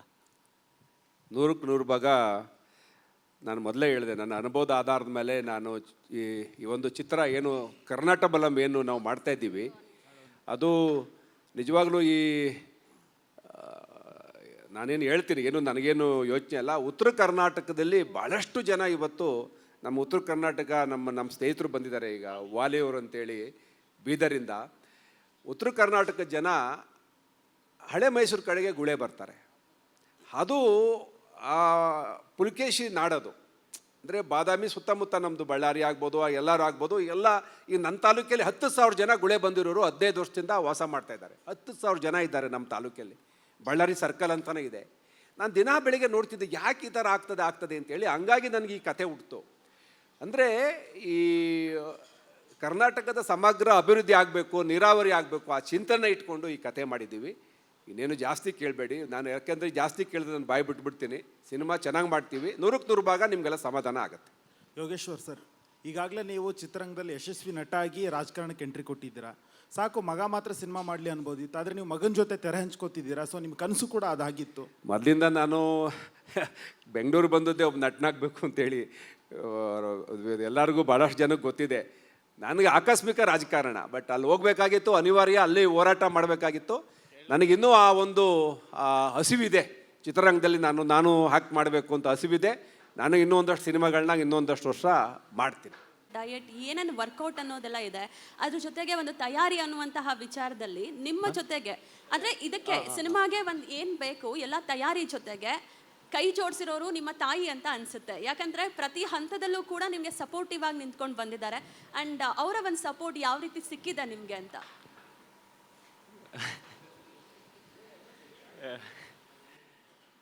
Ma'am, ನಮ್ಮ ತಾಯಿ ಬಂದು ಬೆಳಗ್ಗೆ ಎದ್ದರೆ ಮೊದಲನೇದು ಮಾಡೋದು ಏನಂದರೆ ದೇವಸ್ಥಾನಕ್ಕೆ ಹೋಗ್ತಾರೆ, ನನ್ನ ಮಗಂಗೆ ಒಳ್ಳೇದಾಗಲಿ ಅಂತ ಕೇಳ್ಕೊತಾರೆ. ಅದು ಒಂದು ಸಪೋರ್ಟ್ ಮ್ಯಾಮ್. ಮನೆಗೆ ಬರ್ತಾರೆ, ನನ್ನ ಮಗ ತಿಂಡಿ ಮಾಡಿದಾನ, ಊಟ ಮಾಡಿದಾನ, ರಾತ್ರಿ ಡಿನ್ನರ್ ಮಾಡಿದಾನ ಅಂತ ಕೇಳ್ತಾರೆ. ಅದು ಒಂದು ಸಪೋರ್ಟೇ ಮ್ಯಾಮ್. ಮತ್ತು ನನಗೇನಾದರೂ ಹುಷಾರು ತಪ್ಪಿದ್ರೆ ಮೊದಲನೇದಾಗಿ ನನ್ನ ಬಂದು ನೋಡ್ಕೊಳ್ಳೋದೇ ನನ್ನ ಅಮ್ಮ ಮ್ಯಾಮ್. ಸೊ ನನ್ನ ಪ್ರಯಾರಿಟೈಸ್ ಮಾಡಿಕೊಂಡು ಮಗ ನನಗಿಂತ ಮೊದಲು ಅಂತ ಹೇಳಿ ನಾನು ಕಳೆದ 22 ವರ್ಷದಿಂದ ನಮ್ಮ ಮಮ್ಮಿ ಜೀವನ ಹಂಗೆ ಮ್ಯಾಮ್. ನನಗೋಸ್ಕರ ಬದುಕ್ತಿದ್ದಾರೆ, ಅವ್ರಿಗೋಸ್ಕರ ಅಲ್ಲ ಅಂತ ನನಗೆ ಡೈಲಿ ಹೇಳ್ತಾರೆ. ಅದು ನಂಗೆ ಸತ್ಯ ಅಂತ ನನಗೆ ಅನಿಸುತ್ತೆ ಮ್ಯಾಮ್. ಕೂಡ ಒಂದು ಲವ್ ಸಬ್ಜೆಕ್ಟ್ ಇರುವಂಥದ್ದು, ಮಾಸ್ ಕಮರ್ಷಿಯಲ್ ಇರುವಂಥ ಸಿನಿಮಾಗಳನ್ನೇ ಮಾಡ್ತಾರೆ. ಒಂದು ಧ್ಯೇಯ ಘೋಷವಾಕ್ಯ ಇದೆ ಒಂದು ಕಡೆ, ಜೈ ಜವಾನ್ ಜೈ ಕಿಶಾನ್ ಅಂತ. ಸೊ ಮಗನಿಗೆ 2 ಸಿನಿಮಾ ಮೂಲಕ 2 ಕೊಟ್ಬಿಟ್ಟಿದ್ರಿ ಸರ್. 2 ಬಲ ಸಿಗಲಿ ಮಗನಿಗೆ ಅನ್ನೋ ಕಾರಣನ ಏನಂತ? ಇಲ್ಲ, ನಾನು ಕತೆ ಆಯ್ಕೆ ಮಾಡಿದಾಗ ಎಲ್ಲರೂ ಹೇಳಿದ್ರು, ನಮ್ಮ ಮ್ಯೂಸಿಕ್ ಡೈರೆಕ್ಟ್ರು ಹರಿಕೃಷ್ಣ ಅವ್ರು ಹೇಳ್ತಾಯಿದ್ರು, ಸರ್ ನಿಮ್ಮ ಮಗನಿಗೊಂದು ಲವ್ ಸಬ್ಜೆಕ್ಟ್ ಮಾಡಬೇಕು, ನಾನು ಹಾಗೆ ಹೀಗೆ ಅಂತೇಳಿ ನಾವೆಲ್ಲ ಚರ್ಚೆ ಮಾಡ್ತಾಯಿದ್ವಿ. ನನಗೆ ಅವನಿಗೆ ಈ ಮಣ್ಣಿನ ವಾಸನೆ ಗೊತ್ತಾಗಬೇಕು. ನಾನು ಹೇಳಿದೆ ಅವನಿಗೆ, ನೀನು ಸಿನಿಮಾದಲ್ಲಿ ಗೊಬ್ಬರ ಹೊರಬೇಕು, ನೀನು ಸಿನಿಮಾದಲ್ಲಿ ಈ ಮಣ್ಣನ್ನು ಮೈಗೆ ಹಚ್ಕೋಬೇಕು, ನೀನೊಬ್ಬ ಡಾಕ್ಟರ್ ರಾಜ್ಕುಮಾರ್ ಅವರ ಅಭಿನಯ ನೋಡು, ಎಂತೆಂಥ ಸಿನಿಮಾಗಳು ಮಾಡಿದ್ದಾರೆ, ನೀನು ಈ ಮಣ್ಣಿನ ಮಗನಾಗ್ದಾಗ ಮಾತ್ರ ಜನ ನಿನ್ನ ಅಕ್ಸೆಪ್ಟ್ ಮಾಡ್ತಾರೆ. ಲವ್ ಟ್ರ್ಯಾಕು ಲವ್ ಸಿನಿಮಾ ಭಾಳಷ್ಟು ಜನ ಮಾಡ್ತಾರೆ, ನೀನು ಯಾವಾಗಲೂ ಕೂಡ ಜನಗಳಿಗೆ ಮನಸ್ಸಿಗೆ ಹತ್ತಿರ ಆಗ್ತಕ್ಕಂಥ ಕ್ಯಾರೆಕ್ಟರ್ಗಳನ್ನ ಆಯ್ಕೆ ಮಾಡ್ಕೋಬೇಕು ಅಂತ ನನಗೂ ಆರ್ಗ್ಯುಮೆಂಟ್ ನಡೀತಾ ಇರ್ತದೆ. ನಾನು ಹಂಗೆ ಮಾಡಬೇಕಾಯ್ತು, ಹಿಂಗೆ ಮಾಡಬೇಕಾಯ್ತು. ಸ್ವಾಭಾವಿಕವಾಗಿ ವಯಸ್ಸಿಗೆ ತಕ್ಕಂತೆ ಅವನು ಮಾತಾಡ್ಬೋದು. ಬಟ್ ನನಗೆ ಅವನು ಈ ನಾಡು ನುಡಿಗೆ ಈ ಮಣ್ಣಿಗೆ ಹತ್ರ ಆಗಿರ್ತಕ್ಕಂಥ ಕಥೆಗಳನ್ನ ಮಾಡಬೇಕು ಅನ್ನೋದು ಆಸೆ. ಸರ್ ಯೋಗೇಶ್ವರ್ ಸರ್, ಇಲ್ಲಿ ಈ ಕಡೆ ಏನಂದರೆ, ಈಗ ನಿಮ್ದು 24 ವರ್ಷಗಳ ಹಿಂದೆ ಸೈನಿಕ ಬಂದಿತ್ತು, ಈ ಕಾಲಮಾನ ಬದಲಾಗಿದೆ, ಪೇಟ್ರಿಯಾಟಿಸಮ್ ಅನ್ನೋದು ಬೇರೆ ಥರ ಆಗಿದೆ. ಅದನ್ನು ದೃಷ್ಟಿಯಲ್ಲಿಟ್ಕೊಂಡು ಕಥೆ ಯಾವ ಥರ ಇರ್ಬೋದು ಅನ್ನೋ ಕುತೂಹಲ. ಯಾಕಂದರೆ ಎಲ್ಲ ಈಗ ಇಷ್ಟು ಹೇಳ್ತೀನಿ ಸರ್, ನಾನು ಚಿತ್ರದಲ್ಲಿ ಮಾಜಿ ಸೈನಿಕನ ಪಾತ್ರ ನಂದು. ಇವತ್ತಿನ ಕಾಲಘಟ್ಟದಲ್ಲಿ ಮಾಡರ್ನ್ ಸೈನಿಕನಾಗಿ ಧ್ಯಾನ್ ಆಕ್ಟ್ ಮಾಡ್ತಾನೆ. ಈ ಮಾಜಿ ಸೈನಿಕರ ಭಾವನೆ ಏನು ಅನ್ನೋದು ನನ್ನ ಪಾತ್ರ, ಅದನ್ನು ನಾನು ನಿರ್ವಹಿಸ್ತೀನಿ. ಮಾಜಿ ಸೈನಿಕರಿಗೆ ಏನೆಲ್ಲ ಸೋಷಿಯಲ್ ಪ್ರಾಬ್ಲಮ್ಸ್, ಸಾಮಾಜಿಕ ತೊಂದರೆಗಳಾಗ್ತವೆ ಅಂತೇಳಿ. ಯಾಕೆಂದರೆ ಅವನು 20-25 ವರ್ಷ ಗಡಿಯಲ್ಲಿದ್ದು ದೇಶಕ್ಕಾದ ಬಂದವನಿಗೆ ಈ ಸಮಾಜ ಹೆಂಗೆ ನೋಡ್ಕೊಳ್ಳುತ್ತೆ ಅನ್ನೋದು ನಂದು. ಇವತ್ತು ಒಬ್ಬ ಸೈನಿಕನ ಮಗ ಸೈನಿಕನಾಗಿ ದೇಶದಲ್ಲಿ ಅವನ ತ್ಯಾಗ ಏನು ಅನ್ನೋದು ಕಥೆಯಲ್ಲಿ ಹೇಳ್ತೀವಿ ಸರ್. ಇದೆರಡು ಇಟ್ಕೊಂಡು ಸಬ್ಜೆಕ್ಟ್ ಮಾಡಿ. ಈಗಲೂ ಕಣ್ಮುಂದೆ ಇದ್ದಾವೆ. ಸೊ ಸೈನಿಕ 2 ಅಂತ ಮಾಡಬೇಕಾದ್ರೆ ಒಂದು ದೊಡ್ಡ ಜವಾಬ್ದಾರಿ ಇರುತ್ತೆ. ಸೊ ಆ ಪಾತ್ರನ ನೀವು ಕಂಪ್ಲೀಟಾಗಿ ನಮ್ಮ ಕಣ್ಮುಂದೆ ತರಬೇಕಾಗುತ್ತೆ. ಸೊ ಆ ರೆಸ್ಪಾನ್ಸಿಬಿಲಿಟಿ ಎಷ್ಟಿದೆ ಅಂತ ಅನಿಸುತ್ತೆ ನಿಮಗೆ? ಮ್ಯಾಮ್, ಸದ್ಯಕ್ಕೆ ನನ್ನ ಮೊದಲ ಪಿಕ್ಚರ್ ಬಂದು ಕರ್ನಾಟಕ ಬಲಂ. ಸೊ ಸೈನಿಕ 2 ಬಗ್ಗೆ ಜಾಸ್ತಿ ಚರ್ಚೆ ನಡೀತಿಲ್ಲ ನಮ್ಮ ಮನೆಯಲ್ಲಿ.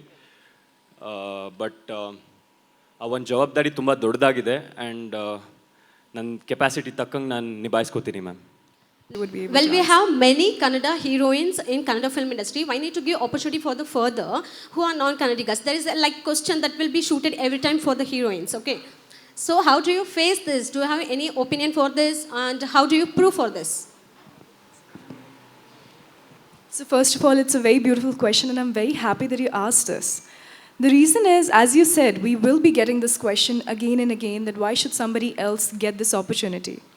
I come from Rajasthan, and yes, I'm a North Indian, and over there we don't have that many opportunities to tell our stories. So yes, whenever possible, our aim is to tell stories that actually matter. As we said, this is content-oriented cinema. We don't want to just tell stories in regional area. We want to take it pan-India, in fact to the world. To tell a story of a person who is actually suffering, is going through a lot. This is all about farmers and the problems that actually we face over there the most. We connect to this story. So why I should get this opportunity, or why somebody who doesn't speak this language should get the opportunity, I believe everybody has the right to tell their part in the story as well. I feel like this chance, this opportunity to give my contribution to this cinema, I take it as an honor. I don't take it as a privilege. That, okay, I'm privileged to take it. It's my honor that I've been given. And if I am able to present even 1% of myself in my best light, and I am able to contribute to the story in a good way, I would feel like if I am able to do the justice, I think that would be the best thing possible. So yes, Kannada cinema overall and regional cinema overall has to grow together.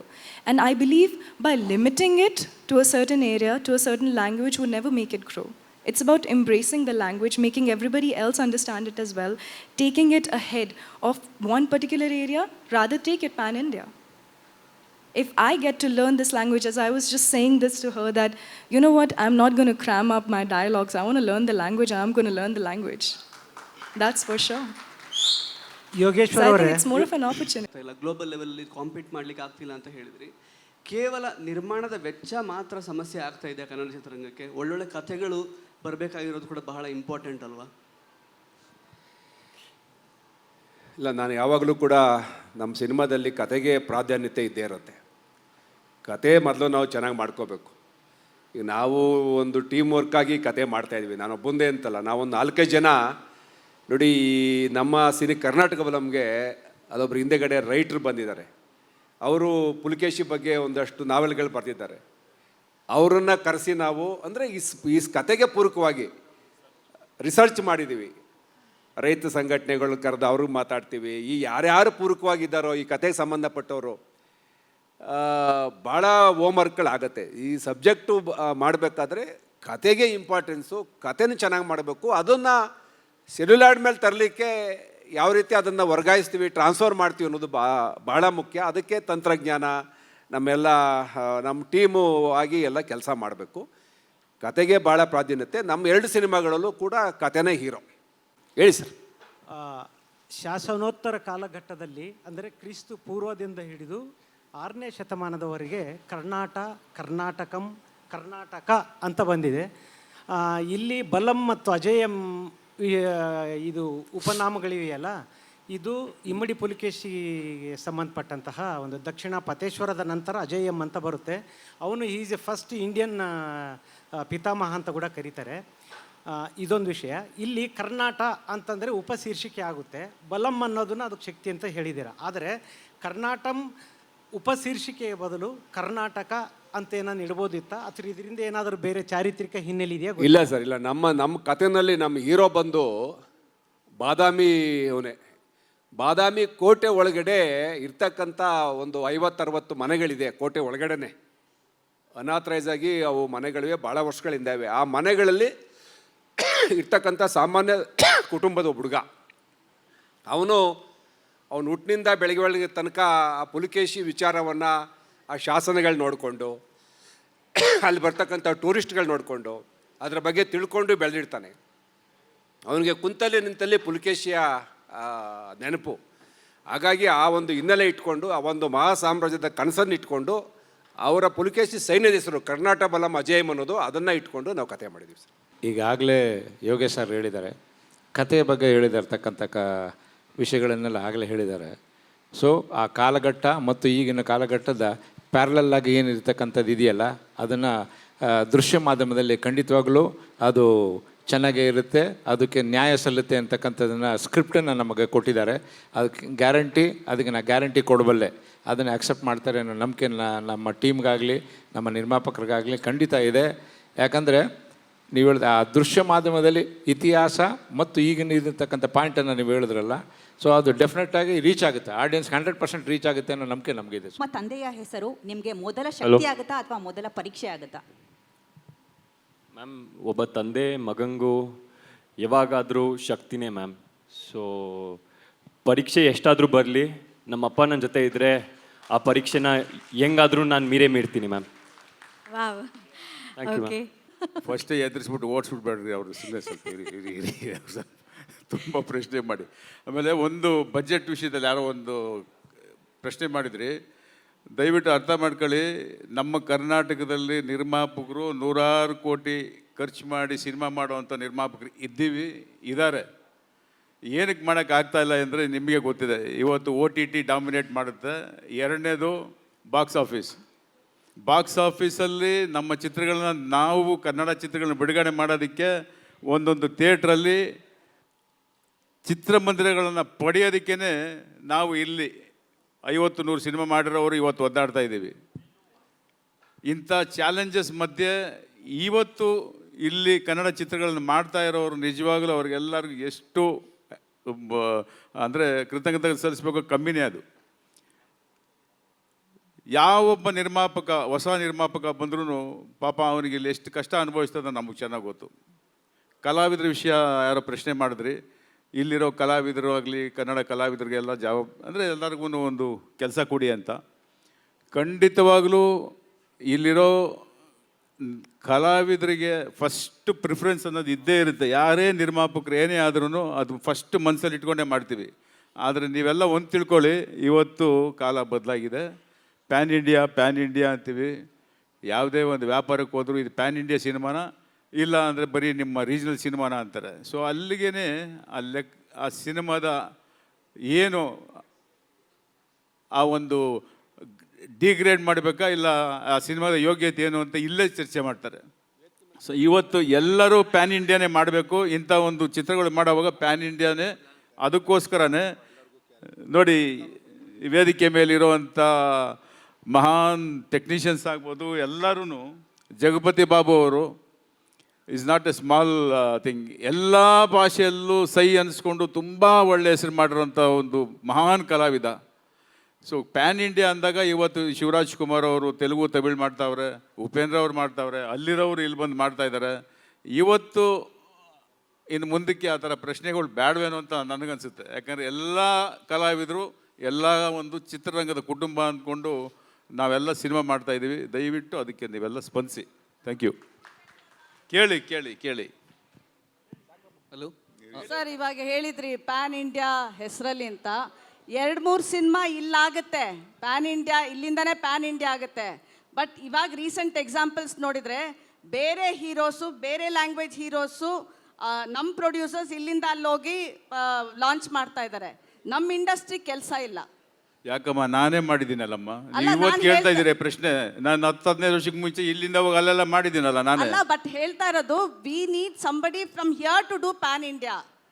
Doing no. ಎಷ್ಟು movie ಆಗಿದೆ ಇಲ್ಲಿಂದ PAN India? ತುಂಬಾ ಆಗಿದೆಯಲ್ಲ. ಇವಾಗಿನ scenario ಹೇಳ್ತಾ ಇರೋದು, ಇವಾಗಿನ scenario ಮಾಡಿದಿರಾ, ಇಲ್ಲ ಅಂತಲ್ಲ. ಮಾಡ್ತಾನೆ ಇದೀವಲ್ಲ. ಇವಾಗ ಟಾಕ್ಸಿಕ್ ಇಲ್ವಾ? That is one of it sir. ಅಲ್ಲ, ಒನ್ ಆಫ್ ಇಟ್ಸ್ ಇಂದಾನೆ ಸ್ಟಾರ್ಟ್ ಆಗೋದಲ್ಲ ನಮ್ಮ.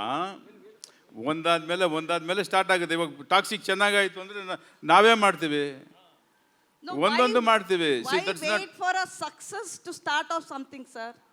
Sorry? Why wait for a success? Why wait for a success to start off something? ಅಂದ್ರೆ ಚೇತರಿಕೆ ತರಕ್ಕೆ ಇಂಡಸ್ಟ್ರಿಗೆ ಸಕ್ಸಸ್ಸೇ ಬೇಕಾ? ಇವಾಗ ನಿಮ್ಮಿಂದನೇ ಸ್ಟಾರ್ಟ್ ಆಗ್ಬೋದಲ್ಲ. You are waiting for toxic success. Cinema making ಅನ್ನೋದು ಇವತ್ತು ನಿಮಗೆ ಗೊತ್ತಿದೆ. ಎವ್ರಿ ಡೇ ನಾವು ಪೇಪರ್ ಪ್ರಿಂಟ್ ಮಾಡ್ದಂಗೆ, ಎವ್ರಿ ಡೇ ನ್ಯೂಸ್ನ ನಾವು ಸೋಷಿಯಲ್ ಮೀಡಿಯಲ್ಲಿ ಹಾಕ್ದಂಗೆ ಆಗಲ್ಲಮ್ಮ. ಇವತ್ತು you know very well how technology has grown. ಅಷ್ಟು ದೊಡ್ಡ ಒಂದು ಸಿನಿಮಾ ಮಾಡಬೇಕು ಅಂದರೆ 2 ವರ್ಷ 3 ವರ್ಷ ಆಗುತ್ತೆ. ನಾನು ಒಂದು ಕತೆ 7 ವರ್ಷದಿಂದ ಮಾಡ್ತಾಯಿದ್ದೀನಿ, ಇನ್ನೂ ಸರಿ ರೆಡಿಯಾಗಿಲ್ಲ ನನಗೆ. ವೆರಿ ಶಾರ್ಟ್ಲಿ ಒಂದು ತಿಂಗಳು 2 ತಿಂಗಳು ಅನೌನ್ಸ್ ಮಾಡ್ತೀನಿ. ಪ್ಯಾನ್ ಇಂಡಿಯಾನೇ. You know very well success rate ಎಷ್ಟಿದೆ? 2%, 3% ಇದೆ ಇವತ್ತು. We only hope it will be ಎಲ್ಲ a Kannada ಇಂಡಸ್ಟ್ರಿಯಲ್ಲಿ. film, sir. Yeah, we will. Thank you. Sir, last.